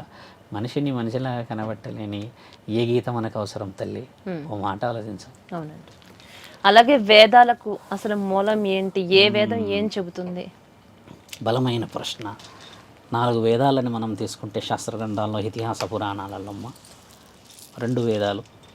మేము మొదట కూడా చెప్పాము, ఒక హోమానికి ఉన్న ప్రత్యేకత ఏమిటని. పంచభూతాలు. ఈ పంచభూతాలు చూడమ్మా, పంచభూతాలు అంటే మన కంటికి కనబడించేటి. ఇవి ఎప్పటికీ కూడా మనల్ని ఏ రోజు మోసం చేయలేవు. చిన్న పరిస్థితి అయినా పెద్ద పరిస్థితి అయినా దాని న్యాచురాలిటీని మాత్రం కోల్పోలేదు. ఇప్పుడు అగ్గి కూడా అలాగే, భూమి కూడా అలాగే, తర్వాత ఆకాశం అలాగే, నీరు కూడా అలాగే. ఈ పంచభూతాల యొక్క అధిపతి పరమశివుడు ఏ విధముగా ఆయనని మెప్పించాలనేది మీరు అన్నట్టుగా ఈ యొక్క ఋగ్వేదం, యజుర్వేదం, సామవేదం, అధర్వణ వేదం చెప్పేది ఏంటంటే అమ్మ, మొదట 2 వేదాలు వచ్చేసి పరమాత్ముని ఏ విధంగా చెప్తే, తర్వాత 2 వేదాలు వచ్చేసి మనిషిని పరమాత్ముడు ఏ విధముగా ఆరాధించమని చెప్పాడో రాసి ఉంది. వేద పండితులు కానీ, మహానీయులు, పురోహితులు కానీ ఏం చెప్తారంటే, వేదాలు మనవి చాలా గొప్పవి అని అంటారు. కానీ ఆ వేదాలు రాసింది ఎవరు? దేవుడు రాసిచ్చాడు మనకి? రాసుకుంది మనమేగా. మన పురోహితుల నుంచి, మన పౌరోహిత్యం నుంచి, మన బ్రాహ్మణాధిపతుల నుంచి ఎవరెవరో గొప్ప గొప్ప వ్యక్తులు రాసింది కదా. అందులో ఏం రాసున్నాయంటమ్మా? వ్యవసాయం, వన్యప్రాణులు, నిజంగా అవసరం ఉన్న వ్యక్తులు, నిజంగా జీవరాశులలో వాటి అధిపతికి కావాల్సిన మర్యాదలు, నిజంగా అవసరం ఉన్న వ్యక్తికి కావాల్సిన మర్యాదలు రాసి ఉన్నాయి. మళ్ళీ మీరు అనుకుంటున్న ఈ వేదాలలో అత్యంత ముఖ్యమైన ఏం తెలుసా అమ్మా? ఈ వెన్నుపోటు ఏదైతే ఉంటుందో, అవతల వ్యక్తిని మోసాలు చేస్తారమ్మా, వీటిని కూడా కనిపెట్టడానికి పరమాత్ముడు ఒక ఆజ్ఞ రాసిచ్చాడు అనేది ఉన్నది. ఇప్పుడు వేదాలు వచ్చేసమ్మా కేవలం మనం చెప్పుకోవడానికి 4 ఉన్నాయి, కానీ అందులో 1026 సంపుటాలు ఉన్నాయమ్మా. 1026 సంపుటాలు చదివిన మహానుభావులు ఉన్నారు ఇక్కడ. 1026 చదవగలమా? 1026 చదివి మనం అవతల వ్యక్తికి చెప్పగలమా? 26 చదువుతలేము, ఇంకా 1000 కడికి ఎక్కడ పోయింది మన ఈ మానవ జన్మ? కాబట్టి అమ్మ వేదాలన్నీ నిజం కావాలి అని అంటే మొదట హోమాలు, పూజలు, పుణ్యాలు, అన్నదానాలు, నిజంగా భగవంతుడి ఆరాధనలు ముఖ్యమైతే నీవు ఆ వేదాలని చదవాల్సిన అవసరం లేదమ్మా. నీవు ఆల్రెడీ ఆ వేదాలలో ఉన్నవాడివి అవుతావు. ఇక్కడ మంత్రం మాటతో చేసేస్తున్నాం, చేతులతో చెడు చూపిస్తున్నాం. బాగా గుర్తుపెట్టుకోమ్మా. ఆకలితో తినే అన్నానికి, నిజంగా అవసరంకి తినే అన్నానికి విలువ లేదా అమ్మ? ఇప్పుడు అక్కడ రోడ్డుపై ఉన్నాడు ఒకతను, బాగా ఆకలి అవుతున్నది, వాడికి తినడానికి కూడా ఓపిక కాదు. ఒకవేళ నిజంగా తీసుకెళ్ళి అన్నం పెడితే, అలాంటి వాడికి అన్నం పెట్టి ఒక్కసారి పక్కన కూర్చుంటే అమ్మ, నీ పక్కన నెక్స్ట్ స్టెప్లో శివుడే కూర్చొని ఉంటాడు వచ్చి. అలాంటిది కనిపెట్టే వాళ్ళు మానవులు ఉన్నారా? ఆయన పక్కన కూర్చొని మనం దూరం నుంచి పడేస్తాం. ఎవరికి తెలుసు అక్కడ కూర్చుంది శివుడేనని? శివుడే భిక్షాటన చేస్తాడని రాసిందా ఈ వేదాల్లో? మరి ఆయన పక్కన కూర్చోడానికి అర్హత లేని వాడివి, ఆయనకు ఒక బువ్వ అంటే ఒక ముద్ద పెట్టడానికి అంత ఆలోచించిన వాడివి, ఏ అర్హత ఉందని ఈ వేదాలు, ఏ అర్హత ఉందని ఈ యొక్క యాగాలు, ఏ అర్హత ఉందని నీ మానవ శరీరాన్ని ఆయన చూడాలి? పిలిస్తే కూడా రాని చుట్టాలమ్మా, పెళ్లి పత్రిక ఇచ్చి, వాట్సాప్ పెట్టి, ఫేస్బుక్ స్టేటస్ పెట్టి, ఆ రోజు మళ్ళీ ఫోన్ చేస్తేనే రారు. ఇక్కడ ఏమీ చెయ్యండి పరమాత్ముడు ఎలా వస్తాడు నీ దగ్గరికి? ఎలా పూజిస్తాడు? నిన్ను ఎలా ఆరాధిస్తాడు? నా భక్తుడు ఫలానా ఇంట్లో ఫలానా విధంగా ఫలానా విధంగా నన్ను పిలుస్తున్నాడని ఏ విధంగా రావాలి? ముఖంటి వచ్చినా సరే, నీ ఇంటి దేవం వచ్చినా సరే, నీవు పిలిస్తేనే వస్తాడు. పిలిస్తే నీ చుట్టాలే వస్తలేరు తల్లి. అంత బిజీ షెడ్యూల్లో ఉన్న ఆ దేవాది దేవతలు విలువలేని దగ్గరికి వస్తారంటారా? ఇది తెలుసుకోవాల్సింది. వేదాలు కాదు ముఖ్యమైనది ఇక్కడ. వేదాలు రాసినప్పుడు ఎన్ని బాధలు అనుభవిస్తే వాళ్ళు రాసిండొచ్చు, ఎన్ని బాధలని వాళ్ళు ప్రత్యక్షంగా చూసి రాసిండొచ్చు. మానవ శరీరాన్ని ఎత్తిన వాళ్ళు మాత్రమే రాసిన ఇవన్నీ సంపుటాలమ్మా. ఒక పరమాత్ముడు చెప్తే, ఒక ఆజ్ఞ ఇస్తే, ఎవరో మహానీయుడికి ఒక దేవుడు కనబడితే చెప్పితేనే రాసిన ఇవన్నీ. ఏమి రాశాడు ఇక్కడ? నీవు ఏమి చేస్తే పుణ్యాన్ని సంపాదిస్తావని రాస్తున్నాయి కదా ఈ వేదాలు. ఇక్కడ ఏం చేసే పుణ్యాన్ని సంపాదించి ఈరోజు మీరు నేను వేదాల గురించి మాట్లాడితే వాటిని ఎంతమంది ఆరాధిస్తారు? చెప్పేవాళ్ళు కరువయ్యారు. నాకు తెలిసి వేదాల గురించి చాలా చాలా రోజుల తర్వాత విన్నాం. ఎప్పుడో నేను 9-8 సంవత్సరాల క్రితం విన్నాం. ఇలాగే మాట్లాడుకుంటుంటున్న సందర్భం. ఒక వేదాన్ని చెప్పడం వరకే అవుతుంది కానీ పాటించడం వరకు లేదు తల్లి.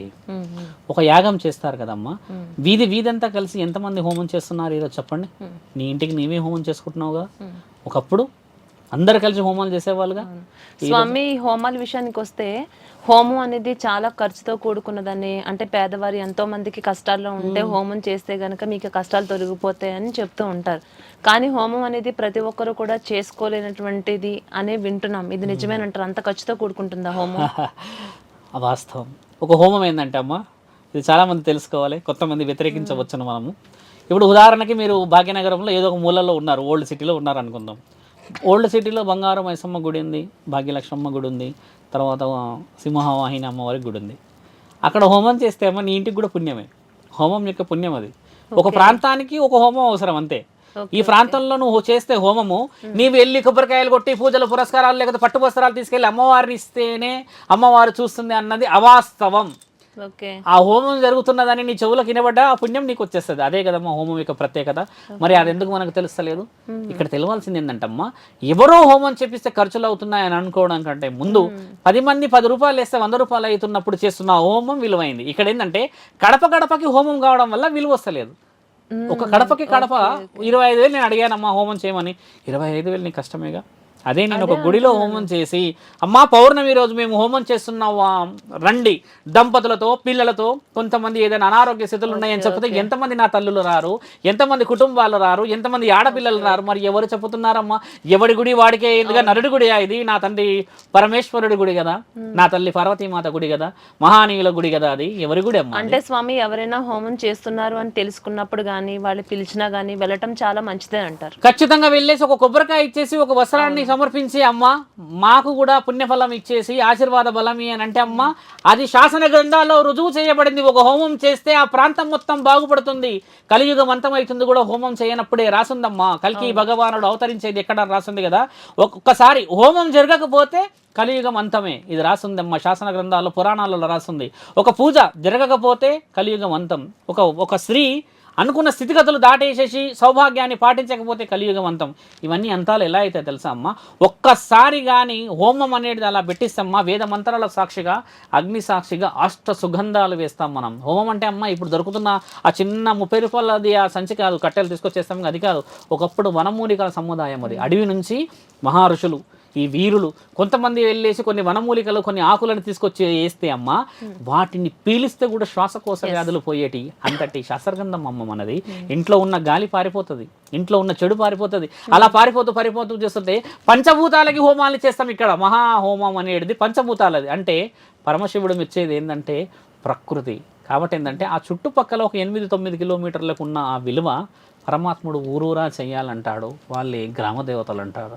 ఒక్కొక్క పొలిమేరలో ఒక దేవత ఎందుకు ఉంటుందమ్మా అంటే సర్టెన్ లిమిట్ వరకే ఆ దేవత ఉంటుంది.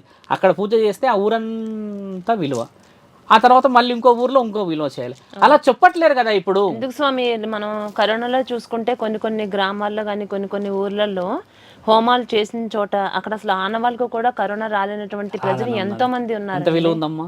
అది మన సంపుటి. నేను అది ప్రచారం చేయమని చెప్పండి అమ్మా, ముమ్మాటికి ప్రచారం చేస్తాం మనం. అలా హోమం చేయాలి. అది గొప్పది. హోమాలు జరిగిన చోట ఎలాంటి కీడు జరగలేదు, అసలు అది ఆ గాలి కూడా అక్కడ సోకలేదని కూడా విన్నాం స్వామి. ఎంత మంచి పవిత్రమైన మాట స్వామి. అంటే నేను మా ఛానల్ తరఫు నుంచి అడుగుతున్నాను, ఈ హోమాలు ఎవరైతే చేయించుకోవాలనుకుంటున్నారో ఇట్లాంటి వాళ్ళకి మీరు చేస్తారా స్వామి? ఖచ్చితంగా మేము హోమాన్ని చేస్తాం. మహారుద్ర హోమాన్ని చేస్తాను నేను ఎప్పుడు. తర్వాత మహంకాళికి సంబంధించిన చండీ హోమాన్ని చేస్తాం. నేను ఇంటికి వెళ్ళి హోమాలు చేస్తాం అమ్మ. చాలా మంది పిలుస్తారు. నేను ఏదైతే తీవ్రమైన అనారోగ్య పరిస్థితి ఏర్పడిన ఇల్లు మిమ్మల్ని అప్రోచ్ అవ్వాలి, ఖచ్చితంగా అప్రోచ్ కావచ్చు అమ్మా. హోమానికి నేను ఏ హోమమైనా చేయవచ్చు. ప్రోగ్రామ్ లో మీ కాంటాక్ట్ నెంబర్ ఇవ్వచ్చు హ్యాపీగా. హోమం ఏముందమ్మా, పుణ్యాన్ని ఇవ్వడానికి శరీరం అవసరం, ఆ పుణ్యాన్ని పంచడానికి మన మనస్సాక్షి అవసరం. హోమం అనేది మనం చేసినప్పుడు ఆ ఇల్లు బాగుపడడం ముఖ్యమైనది. ఆటోమేటిక్గా నీకు తెలియకుండానే ఊరంతా బాగుపడుతుంది కదా. ఆ గాలి అనేటిదమ్మా వెళ్ళిపోవాలి బయట నుంచి. హోమం అనేది ఇంట్లో చేయరు యాక్చువల్లీ, దాన్ని గుమ్మం బయట చేస్తారు. ఒకప్పుడు ఏంటంటే ఊరు మధ్యలో చేసేవాళ్ళు, దానికి కొన్ని కట్టుకునే వాళ్ళం చేసేవాళ్ళు. రీసెంట్ గా కొన్ని చూసాం స్వామి. అంటే వాళ్ళ ఫ్యామిలీలో పిల్లలు సరిగా పెరగకపోవడం వల్ల వాతావరణం మంచిగా లేదు, చెడు అలవాట్లు, ఇలాంటి వాటికి కూడా ఇంటి ఆవరణలో ఇలా హోమాలు చేయడం కూడా చేస్తాం తల్లి. దాంట్లో ముమ్మాటికి మేము వెనక్కి జరగం, ఎందుకంటే హోమం చేయాల్సింది. హోమం చేస్తే అమ్మా దాంతో పాటు చుట్టుపక్కల ఉన్న వాళ్ళు బాగుపడతారంటే పరమశివుడికే కాదు, ఆ ఇంటి ఇలవేల్పుల కుల దైవానికి కూడా ఆనందమే. హోమం చేసిన తర్వాత అమ్మ 9 నెలల నుంచి 12 నెలల వరకు ఆ ఇంట్లో ఆ అష్టసుగంధాల స్మెల్ అలానే ఉంటుంది. మీరు గమనించండి. అలా మూలకున్న బట్టలు తీసినా కూడా అందులో నుంచి వచ్చిన స్మెల్ వస్తుంది. మీరు గమనించి చూడండి ఎప్పుడన్నా, ఎంత పవిత్రంగా ఉంటుందమ్మా. హోమంలో వచ్చే అవన్నీ ఆ వేసే ఆ ఉచ్చారణ ఏదో చేస్తే వస్తువులమ్మా, అవన్నీ అష్టసుగంధాలు, వనమూలికలు. హోమంలో మీరు అన్నట్టుగా తీసుకొచ్చి నూనె పోసుడు ఇవి చెయ్యరు. ఒక పద్ధతి ప్రకారంగా చేస్తుండడం వల్ల చెడుని ఇంత పద్ధతిగా ఉన్న వనమూలికల సమాదాయం ఆపలేదు, భయపడిపోతుంది. అందుకనే వేదమంత్రాల ఉచ్చారణ మనం చదువుతున్నప్పుడు, ఆ అగ్ని వెలుగుతున్నప్పుడు ఆ వనమూలికల సముదాయం చెడుని భయపడిపిస్తుంది. ఏదో జరిగబోతుంది ఇక్కడ అన్న భయం. హోమాలకు అప్పుడు చేసేది దేనికమ్మా, విజయం సిద్ధించాలనే కదా, ఆ తర్వాత రోగాలను ఆపాలని కదా. ఇలా వస్తున్న ప్రక్రియలు చాలా ఉన్నాయి తల్లి. ఇక క్షుద్ర పూజల విషయానికి వస్తే స్వామి, క్షుద్ర పూజలు అసలు ఎవరు చేస్తారు, ఎందుకు చేస్తారు, వీటితో పాటుగా నెక్స్ట్ నేను ఈ చేతబడుల గురించి కూడా తెలుసుకోవాలనుకుంటున్నాను స్వామి. అసలు ఈ క్షుద్ర పూజలు అంటే ఏంటంటారు? వస్తాం. క్షుద్ర అనేది ఏంటంటే అమ్మ, దైవ ఆధీనంలో లేని వ్యక్తులు. అంటే ఒక వ్యక్తి, ఉదాహరణకి నేను బాగా ఒక వ్యక్తిని ఏదన్నా ప్రేరేపించి మాట్లాడాలి అని అనుకున్నాను అనుకోండి, వాడు నా మాట వినట్లేడు. కానీ నా మాట వినేలా నేను చేయాలి. ఒకటి, నేను ప్రేమతో మాత్రమే సంపాదించాలి. ఇక్కడ క్షుద్ర పూజ ఎవరిపైన జరుగుతుందంటే అమ్మ, స్వంత లాభానికి జరుగుతుంది. దీనికి మనం కొంచెం వెనక్కి శాస్త్ర గ్రంథాల్లోకి వెళ్తే అమ్మ, రాక్షసులు దేవతలు చేసిన ఆ మహాయాగంలో దేవతలంతా పుణ్యం సంపాదించి పెట్టిన జీవితం ఒకటైతే, మరి ఈ రాక్షసులంతా ఎక్కడికి వెళ్ళారు? వీళ్ళ నుంచి వచ్చిన వల్ల ఈ మహానీయులు అందరూ చేసేటోళ్ళు. ఒక గురువు ఉన్నాడు తల్లి, 40 మంది స్టూడెంట్స్ ఉన్న దాంట్లో 1-2 మెంబర్స్ ఫస్ట్ క్లాస్ వచ్చి మిగతా వాళ్ళందరూ కొంచెం యావరేజ్ పాస్ అయితే ఒకడు ఫెయిల్ అవుతాడు. ఒకడు ఫెయిల్ అయినాడు, ఉదాహరణకి ఇక్కడ ఉన్న పంజాగుట్ట సర్కిల్లో కలిశాడు. ఏం ఎలా ఉన్నావు, బాగున్నావా, మంచి చదువుకున్నావు అంటే, ఏం చదువు అంటే డిగ్రీ అంటాడు. అంతేకాని వాడు నేను డిగ్రీ ఫెయిల్ అయినా నీకు తెలిసిందే కదా అని చెప్పడు కదా, డిగ్రీ అని అంటాడు. ఇక్కడ హోమాలు మీరన్న ఈ క్షుద్ర పూజలు చేసేదంతా ఈ ఫెయిల్డ్ స్టూడెంట్స్ చెడు ప్రయోగం చేసి అవతల వ్యక్తిని ఒక విద్యతో వాళ్ళ దాంట్లో కూడా మళ్ళీ వాళ్ళు మాస్టర్ డిగ్రీస్ ఉంటాయి. అంటే నిజంగా ధర్మ విద్య తెలిసిన వాడు క్లాస్ ఫస్టో క్లాస్ సెకండో లేకపోతే ఏదో విద్యతో చదువుతూ పోతే ఈ ఫెయిల్ అయిన వాడు డిగ్రీ సంపాదించడానికి వచ్చినాయి ఈ క్షుద్ర పూజలు. దీనివల్ల క్షుద్ర పూజలు లేకుండా లేదు. క్షుద్ర పూజలు చేసిన వాడు ఖచ్చితంగా ఇబ్బందిలో పాలవుతాడు. ఎందుకు ఇబ్బంది అవుతాడు, ఎవరు ఇబ్బంది అవుతాడు అనేది మనం మాట్లాడాలి. దైవాధీనంలో లేని శరీరాలు క్షుద్ర పూజకు ఇబ్బంది అవుతాయమ్మా. దైవాన్ని నమ్మని వాళ్ళు క్షుద్ర పూజలకు ఇబ్బంది అవుతారు. ఈ క్షుద్ర అనేది ఏంటంటే అమ్మా ఒక ప్రయోగం మనిషిపై చేసే ఆత్మబలం. క్షుద్ర పూజలు అనేది ఏంటంటే అమ్మా శరీరం మీద చేసేది కాదు, నీ ఆత్మని వారి ఆధీనంలో పెట్టుకునే శక్తి. నీ ఆత్మ అమ్మ పరమాత్ముని ఆధీనంలో, నీ ఇంటి లెవెల్కు కులదైవం ఆధీనంలో ఉండాలి కదా. వాడెవడో మూల కూర్చొని ఏదో క్షుద్ర పూజలు చేస్తే వాడు ఆధీనంలోకి ఎందుకు పోతుంది అంటే ఇక్కడ అన్యాయమో లేదా అధర్మమో నీ శరీరంలో పాకి ఉన్నది. నీ యొక్క ఇలవెలుపులను కులదైవాలను భార్యనో పిల్లలనో ఎవరినో నీవు ఏదో అన్యాయం చేస్తున్నావు అని అవతల వ్యక్తి నీ చిత్రపటాలో నీ యొక్క హెయిర్సో నీ క్లాత్సో ఏదో తీసుకెళ్ళి ఇస్తే వాడు చేస్తున్న దానికి ఆటోమేటిక్గా నువ్వు దానికి వెళ్ళేసేసి ఆయన చేస్తున్న క్రియా ప్రక్రియకి నీ శరీరం దెబ్బతింటుంది. ఇక్కడ అందరికీ కాదు, మరి గొప్ప గొప్ప ఇంట్లో ఉన్న వాళ్ళకి ఎందుకు కావట్లేదు, మరి బాగా బతుకుతూ దైవాధీనంలో ఉన్న వాళ్ళకి ఎందుకు కావట్లేదు, రోడ్డుపై అడుక్కుంటున్న బిచ్చపోడు ఉంటాడు వాడికి ఎందుకు కావట్లేదు, ఎవరికైతుంది ఇది? నిజంగా వెన్నుపోటు పొడిచిన వాడికి అవుతుంది, నిజంగా తెలిసి మోసం చేసిన వాడికి అవుతుంది, నమ్మి వచ్చిన భార్య గొంతు కోసిన వాడికి అవుతుంది. అది కూడా ఒక విధముగా పరమాత్ముడి ఆజ్ఞనే శిక్షలు విధిస్తున్నాడు, ఈయన బరువు అవుతున్నాడు అని అంటే ఇక్కడ నువ్వు పూజించాల్సిన పూజించకుంటే మరి వేరే వాడు వచ్చేసి కావాల్సిన మర్యాదలు చేస్తున్నాడు అని అర్థం కదమ్మా. క్షుద్ర పూజలు ఇక్కడ లేకపోతే పరమాత్ముడికి విలువ లేదు తల్లి.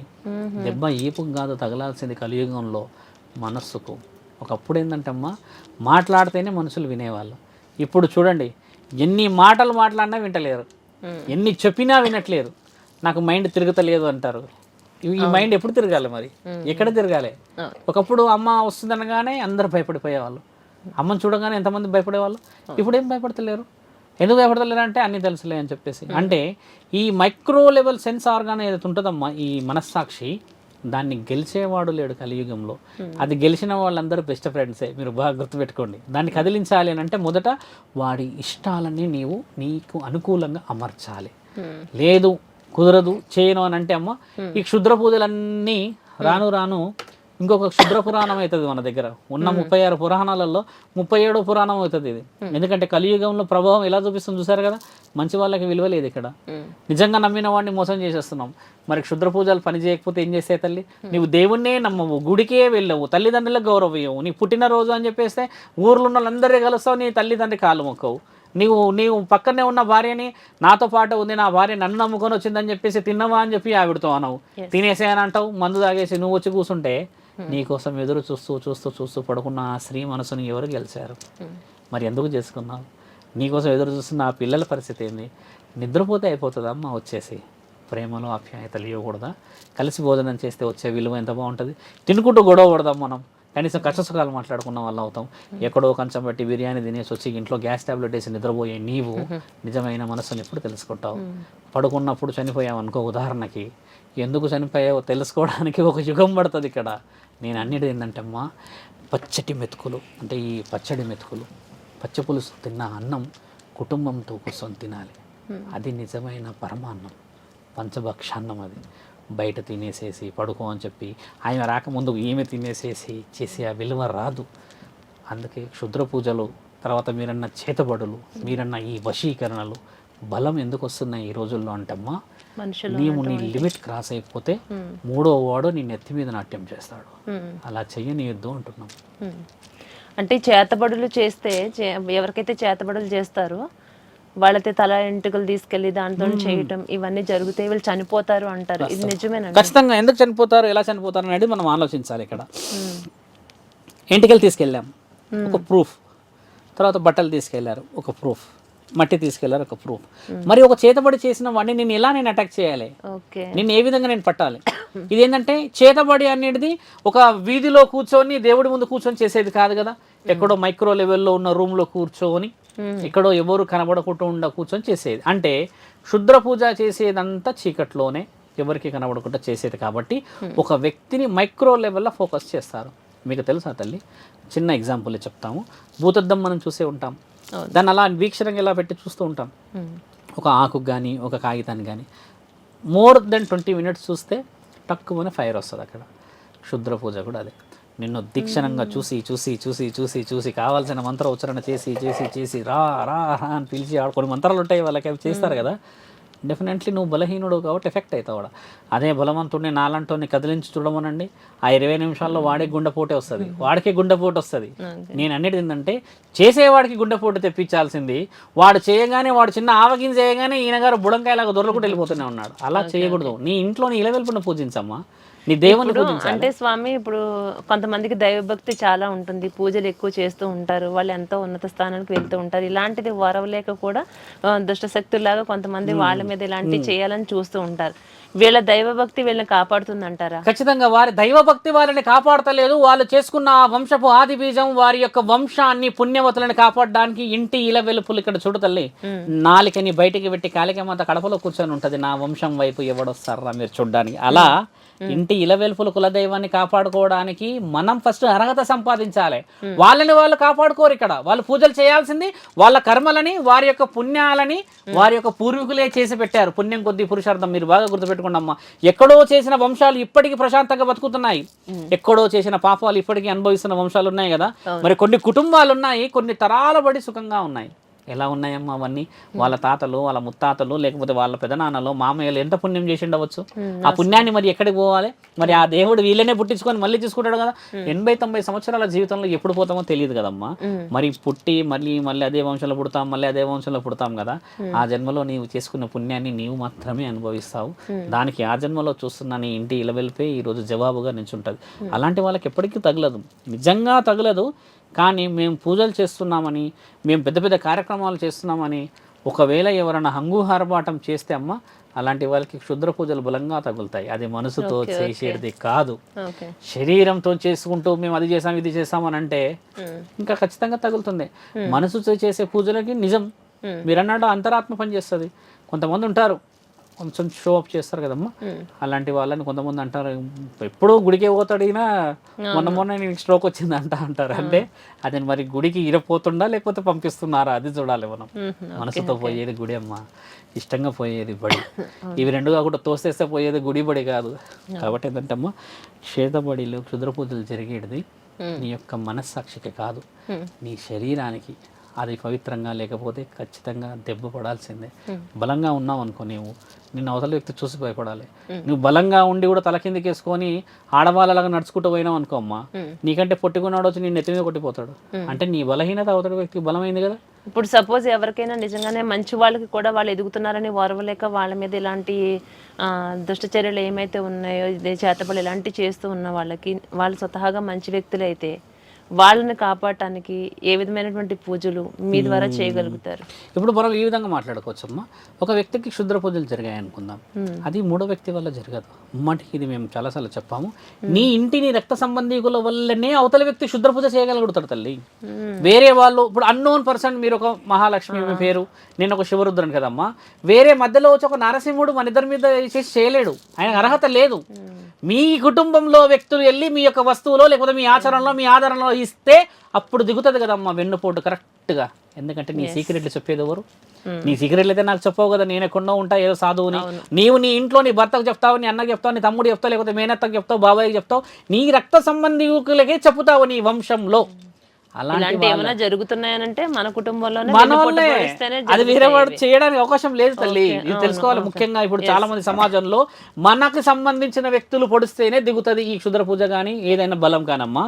దానికి ప్రత్యామ్నాయంగా మేము చేసేది ఏమిటి? పొరపాట్లు జరిగిన దాన్ని మళ్ళీ ఇలా జరగకుండా ఈ కార్యక్రమాల నిమిత్తం ఈ విధంగా వెళ్ళాలి అని చెప్పేసి దేనికైనా చూడమ్మా, డోస్కి యాంటీడోస్. డోస్కి యాంటీడోస్ అనేది ఇప్పుడు మన దగ్గర ఉన్నది, పరిష్కారం లేనిది లేదు. దైవాన్ని గెలిచేదే ఈ క్షుద్ర పూజ. ఈ క్షుద్ర పూజ చేసిన వాళ్ళకి నీవు నన్ను ఎప్పుడూ గెలవలేవని చూయించేదే దైవ పూజ. ఇప్పుడు దైవాన్ని ఆపి ఒక ఇంటిని ఒక కుటుంబాన్ని ధ్వంసం చేస్తాడు వాడు ఇచ్చే ఆ 20,000కి 30,000కో. అలాంటిది మరి 20,000కి 30,000కేనో ఆయన పెట్టుకున్న వంశాన్ని ధ్వంసం చేస్తే మరి ఆయన నమ్ముకొని మళ్ళీ వస్తే ఆయన ఏం ధ్వంసం చేస్తాడో చూడండి. చరిత్రలు కదిలిపోతాయి ఇక్కడ, అక్కడ శరీరాలు పోవు. మరో జన్మ కూడా నీవు అనుభవించడానికి నడవడానికి కూడా కాళ్ళు ఉండవు, పాకుతూ వెళ్ళాలి. అట్లాంటి శాపాలు పెట్టగలుగుతాడు పరమాత్ముడు, చూయించగలుగుతాడు. కాబట్టి అంటే దైవమాధీనం అనేది మరవకూడదమ్మా. పుణ్యక్షేత్రాలు ఇంకెక్కడ పోయినామన్నా ఒక చిన్న లడ్డు ఎక్కడి నుంచో తీసుకొచ్చిన తిరుపతి అమ్మా లేచి నిలబడి తీసుకుంటాం, పుణ్యం లేని తీసుకుంటామా. కొంతమంది దాన్ని లడ్డు లాగానే చూస్తే కొంతమంది శ్రీ వెంకటేశ్వర స్వామి ఇంటికి వచ్చినాడని చూస్తాడు. నిజంగా అలా చూసిన వాళ్ళ ఇంటికి గోవిందా అని ఆయననే వస్తాడు. అంటే తేడా ఎంత ఉంది చూడండి. లడ్డులా చూసినప్పుడు కదా లడ్డులానే కనబడుతుంది. అంటే మన మనస్సాక్షి ముఖ్యమైనది కదా తల్లి ఇక్కడ. స్వామి అలాగే దైవాన్ని చూస్తారు, ఆత్మలతో మాట్లాడతారు, ఇవన్నీ జరుగుతాయి. ఇక ఈ జోగిని వ్యవస్థ అంటే ఇది ఎంతవరకు కరెక్ట్ అంటారు? జోగిని వ్యవస్థ అంటే ఏంటి? ఈ పద్ధతి మంచిదేనా? వాళ్ళకి కూడా అమ్మవారు కనిపిస్తారు, దేవుళ్ళు కనిపిస్తారు, ఇది చెప్తూ ఉంటారు, వాళ్ళని చూస్తూ ఉంటాం. అసలు ఏంటండి ఈ వ్యవస్థ ఏమిటి? జోగిని వ్యవస్థ అనేది మనం వివరంగా మాట్లాడితే ఇప్పుడు లేదు. ఇప్పుడంతా అందరికి దేవుళ్ళే వచ్చేస్తున్నారు అనేది నడుస్తుంది ఇక్కడ. ఎల్లమ్మ వస్తుంది, నల్లపోషమ్మ వస్తుంది, ముత్యాలమ్మ, కట్టమైసమ్మ, వీళ్ళందరూ వస్తారు. కాళిక మాత, కొంతమందికి నాగదేవతే వచ్చేస్తుంది 5 పడగలు వేసుకొని, ఇంకొక వ్యక్తులకి ముగ్గురు దేవతలు వస్తున్నారు. ఒక్కసారి అద్దం ముందు నించొని మనస్సాక్షితో నీ కళ్ళు 2 తెరిచి ఊపిరి బిగించి నీ బతికేందో ఆలోచన చేసినప్పుడు మన కడుపు కనబడుతుంది. కూటి కోసమే చేస్తున్నా ఈ ప్రయాణం, ఇంకా నన్ను ఎందుకు క్షమిస్తున్నాడు ఆ దేవుడు అనేది ఆలోచిస్తే అమ్మా, ఏ శరీరం మీదకి కూడా దేవతామూర్తులు రాలేరు కూడా. దైవాధీనం చాలా చాలా చాలా విశేషమైన సంపుటం. అలా ఎలా శరీరానికి వచ్చేస్తుంది? నీ యొక్క వంశం ఏమిటి, నీ చరిత్ర ఏమిటి, మీ నాన్నలు, మీ తాతలు, మీ ముత్తాతలు, మీ వంశ ఆది బీజములు చేసిన పుణ్య కార్యక్రమాలు ఏమిటి, ఈరోజు నీవు ఎంతటి ఘనకీర్తిని సంపాదించి ఆ చరిత్ర కోసమని ఆ శరీరాన్ని పొట్టించి మేము ఇచ్చాము, నీవు అనుభవించాల్సినది ఏంది, నీవు చేస్తున్న కార్యక్రమాలు ఏమిటి అని ఇవన్నీ చూసిన తర్వాత నీ ఇంటి ఇళ్ళ వెలుపులు ఎవరిని పూజించలేని నీవు, నీ కులదైవం ఎవరో తెలుసుకోలేని నీవు, మీ అత్తామామలని గౌరవించలేని నీవు హడావిడిగా ఒక ముల్లోకాధిపతుల అనుమతి లేకుండా ఒక దేవత శరీరం మీదకి వచ్చేస్తుందా అమ్మ? ముమ్మాటికి అబద్ధం అది. 99% ఇక్కడ కూటి కోసమే జరుగుతున్నది ప్రయాణం. కానీ ఎవరి మీదకి ఏ దేవుడు రాడు. భక్తితో ఉండడమే పరమాత్ముడికి ఇష్టం. కానీ ఆ భక్తే నేను అని ఎక్కడ ఏ దేవుడు చెప్పలేడమ్మా. ఒకసారి నీవు ఆలోచించు. నేనే ఉన్నాను, త్రిశూలం పట్టుకొని వెళ్తూ ఉంటాను, పూజలు చేస్తుంటాను. నన్ను చాలామంది అడిగారు, శివభక్తుడిని అంటాను. ఇప్పుడు నేనే శివుడిని అయితే నేను ఎవరికి చేయాలమ్మా పూజ? మరి చిన్న క్వశ్చన్ ఇదంతే. ఇక్కడ దేవతకి ఏమవసరం? మీరు అనుకున్న అన్ని వివరణలు తీసుకొని ఆవిడ ఎక్కడికి వెళ్తుంది? భక్తులు గుడికి వెళ్ళాలి కదా తీసుకొని. మరి ఈ దేవత ఎక్కడికి వెళ్తుంది మరి అవన్నీ అలంకరించుకొని? ఈ క్వశ్చన్కి చాలా వ్యత్యాసంగా మాట్లాడితే అమ్మా, భక్తులు మనసుతో పరమాత్ముడిని చేరడానికి గుడి ఉంది అక్కడ. ఇప్పుడు నీవు నేనే దేవతనంటే మరి ఎక్కడికి వెళ్తావు? మరి కింద నుంచి పైకి భూమండలం నుంచి మన ఆకాశ మండలానికి వెళ్ళాలి, అక్కడే ఉంటారు కదా దేవతలంతా. కాబట్టి శరీరం మీదకి దేవతలు రారు. దీంట్లో చాలామంది ఏమంటారంటే, మాకు చాలామంది వచ్చారు, మేము బాగా భవిష్యత్తు చెప్పాము, మేము వివరణ ఇచ్చాము, చెప్పినవి చాలా జరిగాయనంటే అమ్మా, ఇది పంచభూతాలతోనేమ్మా మనస్సాక్షితో తదాస్తు దేవతలు పలికిస్తారేమి. నీకు మంచి జరుగుతుంది నాయన, బెస్ట్ ఆఫ్ లక్ అని అంటే మంచి జరిగినంత మాత్రం నువ్వు దేవతవు కాదు. నిజంగా అది నీ జీవితంలో రాసున్నది, అది పంచభూతాలలో ఉన్న ఆ సాక్షులు తదాస్తు అని అన్నప్పుడు జరిగిన విషయం. దాన్ని నువ్వు దేవుడు అంటే లాగమ్మా, అలా అనవచ్చునా? అలా అన్నప్పుడు ఒక్కసారి ఆలోచిస్తే ఈ దేవుళ్ళు వస్తారు అని చెప్పినప్పుడు ఇంకెవరైనా ఆలోచన చేసిన ప్రతి కుటుంబంలో మగ పురుషుడు ఉండడు తల్లి, అనారోగ్యంగా ఉంటాడు. ఆడపిల్లలకి తీవ్రమైన రక్తస్రావం ఉంటుంది, కడుపు నొప్పి వస్తే తగ్గదు. చిన్న చిన్న వయసులో ఉన్న పిల్లలు హఠాన్ మరణాలు అవుతారు. భర్తలు ఉంటే వాళ్ళకి ఎక్కడ లేని గుండెపోటో, ఫిట్సో ఏదో వచ్చేస్తుంది. అయినా కూడా వీరు మానరు, దేవత వస్తుందని అంటారు. సడన్గా డబ్బులు వస్తలేవు అని అంటారు. ఎందుకు వస్తలేవు ఏంది అది అని అడిగితే, ఒకప్పుడు నా మీదకి దేవత వస్తుండే, మా వాళ్ళు కట్లేసేసారు అని అంటారు. దేవతకి కట్లేసేసే మునగాడు లేడమ్మా ఇక్కడ ఎవరు. దేవత కట్లేసే అంత శరీరాలు అమ్మ ఈ మానవ శరీరాలు అబద్ధాలు. ఎవరో కుళ్ళుతో ఏదో చేసేసారు నాకు కలుగుతలేదంటే, నీకు కళ్ళు తెరిచేలా చేస్తుంది ఆ దేవతని అర్థం చేసుకునే వాళ్ళు కావాలి ఇక్కడ. నీ కొన్ని ఆపేసింది ఆర్థికంగా అంటే నీ ప్రాణం చాలా అవసరం బిడ్డ, నువ్వు తెలుసుకో. గురు సాధకులో, ఇంకేదో సాధకులో, పండితులో, పౌరోహితులో ఏదైనా చెప్తారు నీకు, దాన్ని మానేసేస్తే ముందుకు పోవచ్చు అనుకోవచ్చు కదా. అలా అనుకోరు ఇక్కడ మన వాళ్ళు. కొంతమంది వ్యక్తులు ఏం చేస్తారంటే, ఈవిడ వారికి ఇక దేవత రావడానికి హోమాలు చేసేసి, యాగాలు చేసేసో, లేకపోతే డప్పులు వాయించేసి ఓ డమ వాయించగానే ఆవిడకు వచ్చేస్తుంది ఇక దేవత. డప్పుల సప్పుడుతో దేవత వచ్చేస్తే అమ్మ, భాగ్యనగరం అంతా ఎన్ని డప్పులు మోగిస్తే ఎంతమందికి రావాలి? దేవత డప్పుల చప్పుడుకో కాళ్ళ గజ్జల చప్పుడుకో రాదు. ఒక జన్మ రహస్యం అది. శరీరాన్ని అవరోధించాలంటే ముల్లోకాధిపతి అధికారం చాలా ముఖ్యమైనది. అలా వచ్చిన శరీరం ఏం ఆశిస్తుంది తెలుసా అమ్మ? సంభవామి యుగే యుగే అంటే ఏం తెలుసా అమ్మ? ఎన్ని యుగాలైనా ధర్మమే గెలుస్తుంది, ఆ ధర్మానికి ఆశ ఉండదు అని చూపిస్తుంది. ఇక్కడ వచ్చి మనం ఏం చెప్తున్నాం? నాకు ఇది కావాలి, నాకు అది కావాలి, నాకు అది కావాలని చెప్తున్నాం. అలా చెప్పడంలోనే అర్థం ఉంది కదా పరమార్థం. నేను డబ్బులు తీసుకుంటాను కానీ నేను శివుడని తీసుకోవట్లేదుగా. ముమ్మాటికి మేము ఒప్పుకుంటాం. ఒకవేళ మీ మనసులో అది రన్ అవుతాయి. ఇందాక అడిగారు మంచి ప్రశ్న, హోమాలకి డబ్బులు ఖర్చు అని అంటే డబ్బులు లేనిదైతే హోమం చేయలేము కదా. 5,000 10,000 ఖర్చు అవుతాయి. లక్షలు అయితే కాదు కదా. 11,000 12,000 వస్తువులే రావు కదా. కాబట్టి ఏంటంటే అమ్మ పౌరహిత్యానికి ఏంటంటే సంభావన లేకుండా పూర్తి కాదు. ఎక్కడైనా కొందరు పండ్లు ఇస్తారు, కొందరు బట్టలు ఇస్తారు. ఏమీ లేని వాళ్ళు 100లో ఉంటారు. అలా కూడా చేసిపోవడమే అంతే. కానీ నీ దగ్గర ₹1,00,000 ఉంటేనే హోమానికి వస్తాను కూడా మీరంటే తప్పమ్మా. మీరన్న విషయం ఏంటంటే పుణ్యం వేరు, మనం చేస్తున్న పని వేరు. పుణ్యానికి ఏంటంటే అమ్మ ఈ యొక్క అవసరం, ఈ యొక్క విలువ అనేది ఎప్పుడు కూడా నాలిక ద్వారా రాదు, చేసే చేతు ద్వారా వస్తుంది. దేవత శరీరం మీదకి వచ్చి ఏం కోరుతుంది తెలుసా అమ్మ? ఊరికి ఏ సమస్య ఉందో అడుగుతుంది అంతే. అంటే పంచభూతాల నుంచి వచ్చే సమస్య, వర్షాలు అతిగా వస్తున్నాయా, లేకపోతే వర్షాలు రావట్లేదా, ఊరిలో ఏదన్నా మహమ్మారి తిరుగుతూ ఉందా, దానివల్ల ఏదైనా అనారోగ్యాలు ఉన్నాయా, ఇంకేదైనా మీకు అంతు చిక్కని ప్రశ్నలు ఉన్నాయా, ఇవే అడుగుతుంది కదా. ఒకవేళ దేవత వస్తే, దేవత డ్యూటీ కూడా పంచభూతాలని ఆధీనంలో పెట్టి వంశాన్ని కాపాడమే కదా. ఇక్కడ వ్యక్తి ద్వారా మాట్లాడుతున్నాము కాబట్టి వ్యక్తిగతమైన విద్యలకి దేవుడి పేరు పెట్టకూడదు. గురు సాధకులం అని చెప్పండి, మేము మహాభక్తులం అని చెప్పండి. ఎల్లమ్మని మేము కల్లారా చూసి ఆవిడ యొక్క తనివితీరా ఆ మనసును చూసి మేము ఒక భాగ్యాన్ని సంపాదించినందుకు పుణ్యం వచ్చింది, ఆ పుణ్యం మీకు పంచుతున్నామని చెప్పండి. రాలేరా అమ్మ? 100 మంది వస్తారు. అలా అన్న దేవత పేరే చెప్పేసేసి మనం వంశాభివృద్ధి కోల్పోతున్నాముగా. పెళ్ళిళ్ళు కావు, మీరు అలాంటి వాళ్ళని చూడండి, అనారోగ్యం బాగుండదు. వాళ్ళ ఇంట్లో ఉన్న మగపిల్లలకి మళ్ళీ ఏదో ఒక సమయంలో యాక్సిడెంట్ కానీ ఇంకేదైనా అయిపోయి భయపడుతూ ఉంటారు. ఇది వచ్చేసి నిజంగా చెప్పేస్తే నమ్మరు. వాళ్ళకి ఏంటంటే అలా వస్తుందని చెప్తేనే ఇష్టం. స్వామి నాకు డప్పులు కొట్టగానే కాళ్ళు చేతులు ఆడతలేవు, బాగా మనసు ఏదో మెలికలు తిరుగుతుంది అని అంటే అది భక్తి. అది భక్తి అనడం వేరు, కానీ అది దేవత అనడం ఎందుకమ్మా? ఇక్కడ వచ్చిన ముఖ్యమైన ఉద్దేశం ఏంటంటే ఇక్కడ నీకు దేవత వస్తుందని చెప్పేటోళ్ళు ఉన్నారమ్మా. ఇక్కడ చాలా తప్పది. అలా చెప్పేటోళ్ళకి కూడా ఈరోజు నీకు మంచి గాలి దొరుకుతుంది, కానీ ఒకరోజు చెడు గాలి వచ్చితే పీల్చావే చనిపోతావు. ఇక ఆ రోజు రానియకూడదు, అలా చెప్పకూడదు కూడా. ఏ దేవత శరీరాన్ని ఆవరించదమ్మా. మీరన్న ఈ జోగిని వ్యవస్థ కానీ, మీరన్న శివశక్తుల వ్యవస్థ అంటే భక్తితో ఆడుకుంటున్నారు, అది చాలా ఆనందం. కానీ భక్తిలో దేవత పేరు తీసుకోవడం తప్పు. అలా ఇప్పటికీ తప్పు, నిజంగా తప్పమ్మా. ఉజ్జయిని మహంకాళి ఎక్కడో ఉన్నదమ్మా, అక్కడ మహారాష్ట్రలో ఉండే, ఇక్కడ తీసుకొచ్చి పెట్టాం 100 సంవత్సరాల క్రితం. మనం అమ్మ యొక్క పుణ్యాన్ని తెచ్చుకున్నందుకు ఆ విగ్రహానికి విలువచ్చి ఊరంతా కాపాడుతుంది కదా. మరి ఆవిడ ఎంతమంది శరీరాల మీదకి రావాలి? శరీరం మీద రావాలంటే ఒకతే వచ్చేది కదా ఇక్కడికి, శరీరంతోనే. విగ్రహం ఎందుకు ఉండేది ఇక్కడ? ఒక విగ్రహ ప్రతిష్టాత్మక విలువ ఎంత తెలుసమ్మా? విగ్రహం అనేది అక్కడి నుంచి తెచ్చారు, ప్రాణం అనేది అమ్మ పోసుకుంది అందులో ప్రాణం ఉన్నందుకు ఈ ఊరంతా కాపాడగలుగుతుంది ఆమె. ప్రాణ ప్రతిష్టకి విగ్రహ ప్రతిష్టకి చాలా తేడా ఉంది. నేను అనేది ప్రాణం ఉన్న విగ్రహాన్ని పక్కన పెట్టేసేసి నేనే ఒక దేవతని అనుకోవడం వల్ల ఆ దేవతకి ఎంతటి అవమానం చేసిన వాళ్ళం తల్లి. కూటి కోసం చేసుకో, అర్థం ఉంది. కానీ మొత్తానికి కొద్ది సమయం అయిన తర్వాత కూడా నేను ఇక మొత్తానికి ఈవిడని అని చెప్పడం చాలా తప్పు. మొన్న చూసాము ఒకతను శివలింగాన్ని 2 కాళ్ళు పెట్టి నేనే శివుడు అని చెప్పేసి కాళ్ళ మీదకి నీళ్లు పోసుకుంటున్నాడు. నా మొబైల్లో చిత్రపటం ఉంది, చూపిస్తా. ఆయన 2 కాళ్ళు ఇలా పెట్టాడు, ఆయన 5 మంది ఎత్తుకున్నారు. ఆయన శివలింగం మీద ఇలా కాళ్ళు పెడితే మిగతా వాళ్ళు నీళ్లు పోస్తున్నారు ఆయన మీద. ఈయననే శివుడు అంట. నేను ఎంక్వైరీ చేస్తా, శివలింగం మీద కాళ్ళు పెట్టేసేసి నీళ్లు పోసుకున్న నీవు ఎన్ని జన్మలు అనుభవిస్తావు చూడు. నీవు అనుభవిస్తే తప్పు కాదు, నీ ముందు కళ్ళ ముందు చిన్న చిన్న పసిపిల్లలని వేసుకుపోతాడు ఆయన. అప్పుడు కరుగుతుంది కదా నొప్పి. నువ్వు ఈరోజు నీళ్ళే పోసావు, ఆయన రక్తపు మాంసపు ముద్దలను పోస్తాడు మంచిగా వెళ్ళి. ఎలా ఉంటుందమ్మా?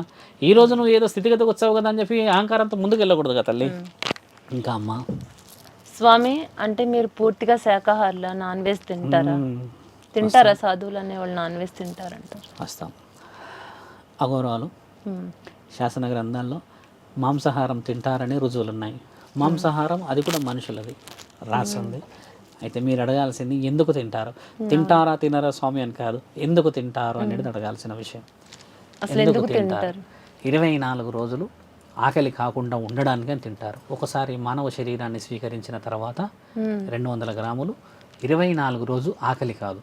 24 రోజులు ఎందుకు స్వామి, ఈడ మేము 4 పూటలు తింటున్నాం పర్ డే అనే డౌట్ మీకు వస్తే, అంటే సాధువులు అఘోరాలు కేవలం మనుషుల మాంసం మాత్రమే తింటారా? మనిషి మాంసం తింటేనే కదా 24 రోజులు ఉండగలరు. ఉమ్, బాగా గమనించండి. మిగతా ఏ మాంసాలు తిన్నా ఆ 4 గంటలకు ఆకలి అవుతుంది. మళ్ళీ ఒక మనిషి యొక్క శరీరాన్ని తిన్నప్పుడే అది అరగడానికి 24 రోజులు పడుతుందమ్మా. దానికి ఉన్న పవర్ అది.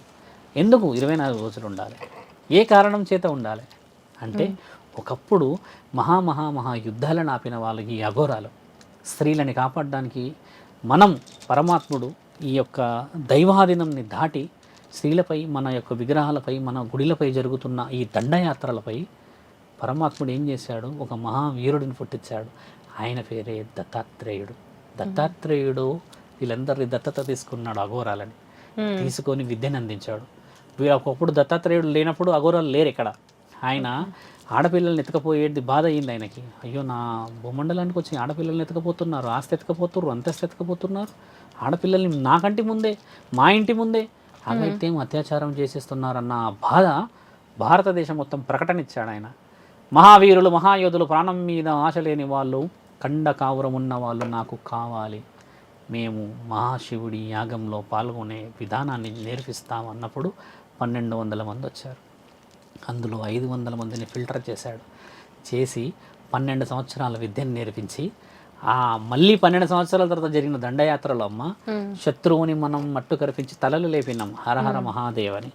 అలా చేసినప్పుడు వారికి ఆహారం ఏమిటి అనే విషయానికి వచ్చినప్పుడు 7 కడపలు మాత్రమే భిక్షాటన వెళ్ళాలి అని ఉండే అమ్మ.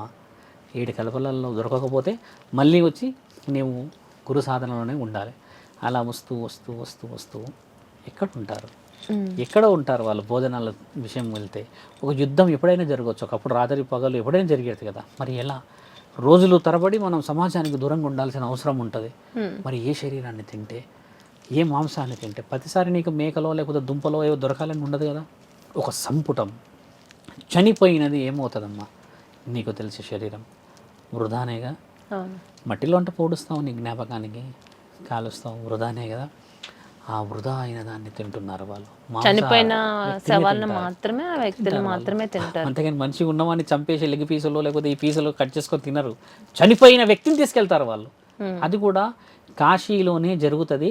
గత 100 సంవత్సరాల నుంచి జరుగుతలేదు. ఒకప్పుడు నిజమైన అఘోరాలకి పని ఉండే ఇక్కడ, ఇప్పుడు పని లేదు కదా.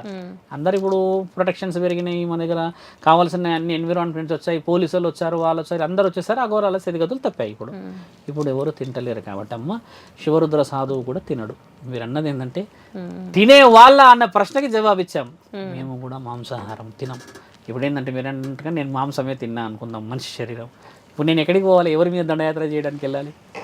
ఆలోచించండి. ఒకప్పుడు అంటే రోజుల తరబడి వెళ్ళేవాళ్ళు కదా, యుద్ధమో లేకపోతే ఇంకెక్కడనో మహాజ్ఞానమో ఇంకేదో జ్ఞానాల్లో సంపాదించడానికి, మంచులో ఉండడానికి కూడా మన ఈ శరీరం వేడిగా ఉండాలంటే మానవ శరీరం తింటే ఆ వేడి తట్టుకోవడానికి వాళ్ళు మంచులో ఉండేవాళ్ళు. చిన్న చిన్న చర్మ రోగాలు రాకుండా బూడిద రాసుకునేవాళ్ళు. ఇది రాసుకునేది బూడిద. అఘోరాల శరీరం చాలా వైట్గా ఉంటుంది. ఆ బూడిద రాసి రాసి రాసి ఈ ఫ్లష్ అంతా వెరీ వెరీ వెరీ మైక్రో లెవెల్లో క్లీన్ అయిపోతుంది. ఎప్పుడు అదే ఉంటుంది. ఆయన వచ్చేసి అంతటి మంచులో కూడా ఎందుకుంటారు స్వామి అని అంటే, వాళ్ళ శరీరంలో ఉన్నదాన్ని, ఆ అనుసంధానాన్ని 24 రోజులు కంట్రోల్ చేయగలుగుతారు. వాళ్ళు ఒకసారి అలా పేలిస్తే గాలి, మళ్ళీ 24 గంటల తర్వాత కళ్ళు తెరుస్తారు. అనుమస్తిష్కం ఎక్కడికి వెళ్తుంది? ఈ మెదడు. హరహర మహాదేవ శంభో శంకర అని పీలుస్తారు వాళ్ళు. శంభో శంకర అని శంకర్ దగ్గరికి వెళ్ళిపోతారు. మీకు తెలిసిన నానుడమ్మ, మద్యం తాగిన వాళ్ళందరూ ఎట్లా ఉంటారు ఇక్కడ?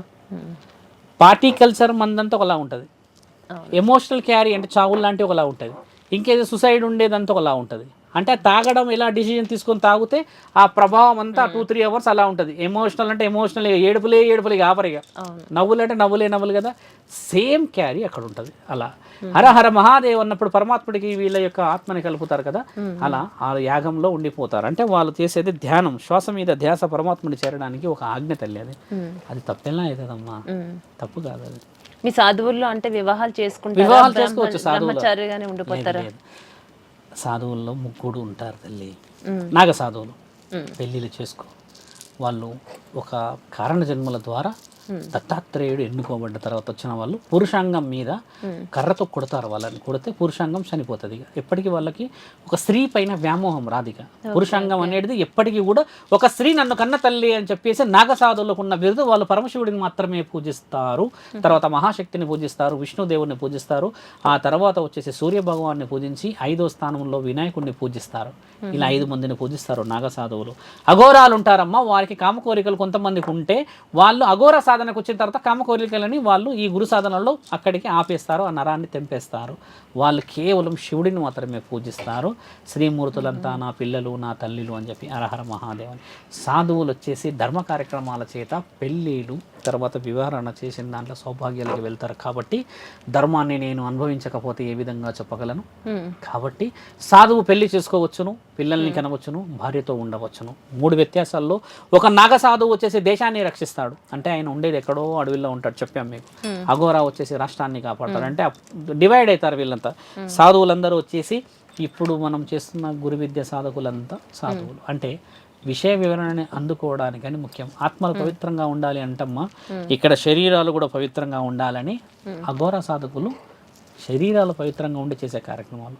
సాధువులకు నియమ నిబంధనలు లేవు తల్లి, పెళ్ళి అని చేసుకోకూడదని, ఇలా ఉండాలనేది లేదు. ఇంకా అమ్మ అలాగే స్వామి, యోగులు అసలు ఎంతకాలం అంటే అంతకాలం వాళ్ళు జీవించవచ్చా, బ్రతికి ఉండొచ్చు అంటారు? వాస్తవం. ఒక యోగులు అంటే ఇప్పుడు మనం చాలా చిన్నగా మాట్లాడుకోవచ్చు.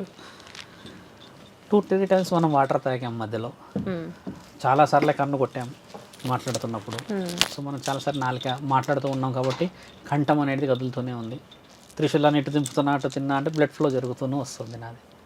అయితే ఇన్నిసార్లు మన శరీరంలో ఆర్గాన్స్ పనిచేస్తున్నట్టే కదా. సాధువుల ఆర్గాన్స్, తర్వాత అఘోరాలు, నాగ సాధువులు, మీరన్న యోగులు, మహర్షులు, ఈ మునీశ్వరులు శరీర భాగాలు పని చెయ్యనియారు. ఎలా ఎలా సాధ్యం గురువు గారు అని మీరు అడిగిన ప్రశ్నకి, ఊపిరి మీద పట్టు. ఇప్పుడు ఒక తాబేలు మీరు చూసి ఉండవచ్చుగా, ఒకసారి తాబేలు చూస్తే అమ్మ అది మళ్ళీ కనబడదు. ఇక ఎప్పుడు వస్తుందో తెలియదు, 4 గంటలకు వస్తుందో 5 గంటలకు వస్తుందో తెలియదు. ఒకసారి పైకి వచ్చి గాలి పీల్చుకొని లోపలికి వెళ్ళిపోతుంది. అలా ఒక ఉదాహరణ చెప్తున్నా మీకు. అలా 4 గంటలు ఊపిరి పీల్చుకుంటూ ఉంటుంది, అంటే 4 గంటలు దాని యొక్క లోపల అవయవాలు పని చేయవు. అలా సాధువులు ఏం చేస్తారంటే ఊపిరి మీద పట్టున్న వాళ్ళు నీళ్ళల్లో కూడా ఉండగలుగుతారు. మన దగ్గర ఉన్నాయి కదా రుజువులు. అలా ఉన్నప్పుడు ఒక్కసారి ఊపిరి పీల్చినప్పుడు 3 గంటలు 4 గంటలు ఈ అవయవాలు పని చేయవు. అంటే నీ అవయవాలు పనిచేస్తే వయసు అనేది పెరుగుతున్న కొద్ది అరగడము తరగడము జరుగుతుంది కదా. ఈ అవయవాలు అనేది కంట్రోల్ ఉన్నంత వరకు వయసు అలా ఉండిపోతుంది. కాబట్టి వారు అన్ని రోజులు బతుకుతారు. అంతేగాని శివుడు కనబడిపోయిండని ఆయన యవ్వనంగా ఉన్నాడని, హిమాలయాల్లో ఇలా కూర్చున్నాడని యవ్వనంగా ఉన్నాడు అనేది అవాస్తవం. వాస్తవం ఏంటంటే పట్టు నీ శరీరం మీద నువ్వు పీల్చుకుంటున్న గాలి నీ అవయవాల ద్వారా పనిచేస్తే నువ్వు తినే ఆ మితమైన భోజనం 24 రోజులకు ఒకసారి ఆకలి అయితే అమ్మ, మరి మనిషి యవ్వనంగా ఉంటాడా ఉండడా? ఇక్కడ మనం 4 రోజులకు 5 రోజులకి మాంసాహారం తినేది ఉండలేం. లేకపోతే ప్రతిరోజు 4 సార్లు వెరైటీ కావాలి అంటే ఎన్ని ఆర్గాన్స్ పనిచేస్తున్నాయి ఇక్కడ, ఎంత పంపింగ్ బ్లడ్ కావాలి, ఎంత వాటర్ ప్యూరిఫికేషన్ తీసుకుంటాం ఇక్కడ, ఎన్నిసార్లు ఊపిరి పీలుస్తాం, ఎన్నిసార్లు ఉమ్మి వేస్తాం, అంటే ఎన్నిసార్లు దూస్తామంటే ఆర్గాన్స్ పని చేయడానికి 60-70 సంవత్సరాలు ఇక్కడ. 70-80 సంవత్సరాల తర్వాత ఆర్గాన్స్ పనిచేయవు. మీరు బాగా గమనించండి. బెడ్ రెస్టే, కొంచెం చిన్నగా పోస్తారు, అలా ఉరుగుతారు అంతే. అప్పుడు ఇవన్నీ పనిచేయవు. వాళ్ళది 90, 110, 200, 250 సంవత్సరాలు ఎందుకు ఉంటుందంటే అమ్మ, వాళ్ళ ఆర్గాన్స్ యొక్క గ్రిప్. ఈ ఊపిరి పీల్చుకున్న తర్వాత హార్ట్ అనేది ఫ్రీజ్ అయిపోతుంది. అది జస్ట్ కొట్టుకోవడం లబ్డం వరకే ఉంటుంది, మిగతాది ఏం చేయదు. ఇక్కడ మన లీవర్, ప్యాంక్రియాటిస్, తర్వాత ఇంటెస్టైన్, తర్వాత అన్ని పని చేయాలి. ఇది ముఖ్యమైన సాధన లక్ష్యం వాళ్ళు బ్రతకడానికి. నాకు తెలిసి వేరే వాళ్ళు వేరే విధంగా చెప్పిండొచ్చు. వాస్తవానికి ఊపిరి మీద పట్టున్న వాళ్ళే బతుకుంటారు. ఇప్పుడు మామూలు వ్యక్తుల కంటే కూడా వాళ్ళు అసలు 60-70 సంవత్సరాలు అనుకుని 200 సంవత్సరాలు 150 అబో బతకంది అఘోరా కాదు. ఇంకా 150 ఇయర్స్ అబో మహాకుంభమేళ చూసే ఉంటారు, మనం విని ఉండవచ్చు. కుంభమేళ, మహాకుంభమేళ, అర్ధ కుంభమేళ, మగు కుంభమేళ. అమ్మ మహాకుంభమేళ 147 సంవత్సరాలకు ఒకసారి జరుగుతుంది. అందులో 60% మంది గురువులు వస్తారు. 147 సంవత్సరాల కంటే మరి వాళ్ళు ఎంత వయసు ఉండాలి? 12 సంవత్సరాలు జరిగేదేమో మహాకుంభమేళ, కుంభమేళ. ఈ కుంభమేళలో వచ్చేదంటే గురు సాధులు, వాళ్ళ కింద ఉంటే శిష్యులు. అర్ధ కుంభమేళలో వచ్చేది ఏంటంటే ఈ మైక్రో లెవెల్లో ఉన్న చిన్న ఆశ్రమాల నుంచి వచ్చే అఘోరాలు. తర్వాత ఈ మగు కుంభమేళ 3 సంవత్సరాలు జరిగేది. ఈ పెద్ద గురువులు రారు, 147 సంవత్సరాలకు ఉన్నవాళ్ళు, శాస్త్ర గ్రంథాలని పొందపరిచిన వాళ్ళంతా. వాళ్ళు వచ్చేది ఒక మహా యజ్ఞాలు, మహాయాగాలు అన్న కాడికి అలా వచ్చి అలా వెళ్ళిపోతారు అంతే. వాళ్ళు ఎక్కడ పడితే అక్కడ వచ్చి వాళ్ళ శరీరాన్ని అది చేయలేరు. కాబట్టి ఏంటంటే అమ్మ, ఈ కుంభమేళాలని 4 పెట్టిన పరమాత్ముడు ఒక శరీరాన్ని కాపాడడానికి ఎన్ని నియమ నిబంధనలు పెట్టిండవచ్చు. ఆ శరీరాన్ని కాపాడడానికి ఆయన చేసిన విద్యతో ఏమీ అవసరం ఉండి ఆ శరీరం 200 సంవత్సరాలు బతుకుతుండొచ్చమ్మా. ఎవడు పడతాడు బతికేస్తాడా? బతకలేడు కదమ్మా. కాబట్టి పరమాత్ముడి ఆజ్ఞ లేనిది శరీరం బతకదమ్మా. ఇందులో శివ సాధన చాలా ముఖ్యమైనది. శివుడి ఆజ్ఞ లేనిది నీ ఊపిరి ఉండదు. ప్రాణదాత ఆయన. స్వామి, క్షుద్ర పూజలే కావచ్చు, హోమాలే కావచ్చు, ఎన్నో తెలియనటువంటి విషయాలు ఈరోజు మీ ద్వారా మేము తెలుసుకున్నాం. చాలా సంతోషంగా ఉందండి. మా ఛానల్కి విచ్చేసినందుకు, మాకు తెలియనటువంటి ఎన్నో విషయాలు మాకు ఈరోజు చర్చించినందుకు థ్యాంక్ యూ సో మచ్ స్వామి. ధన్యవాదాలు. సర్వే జనా సుఖినో భవంతు.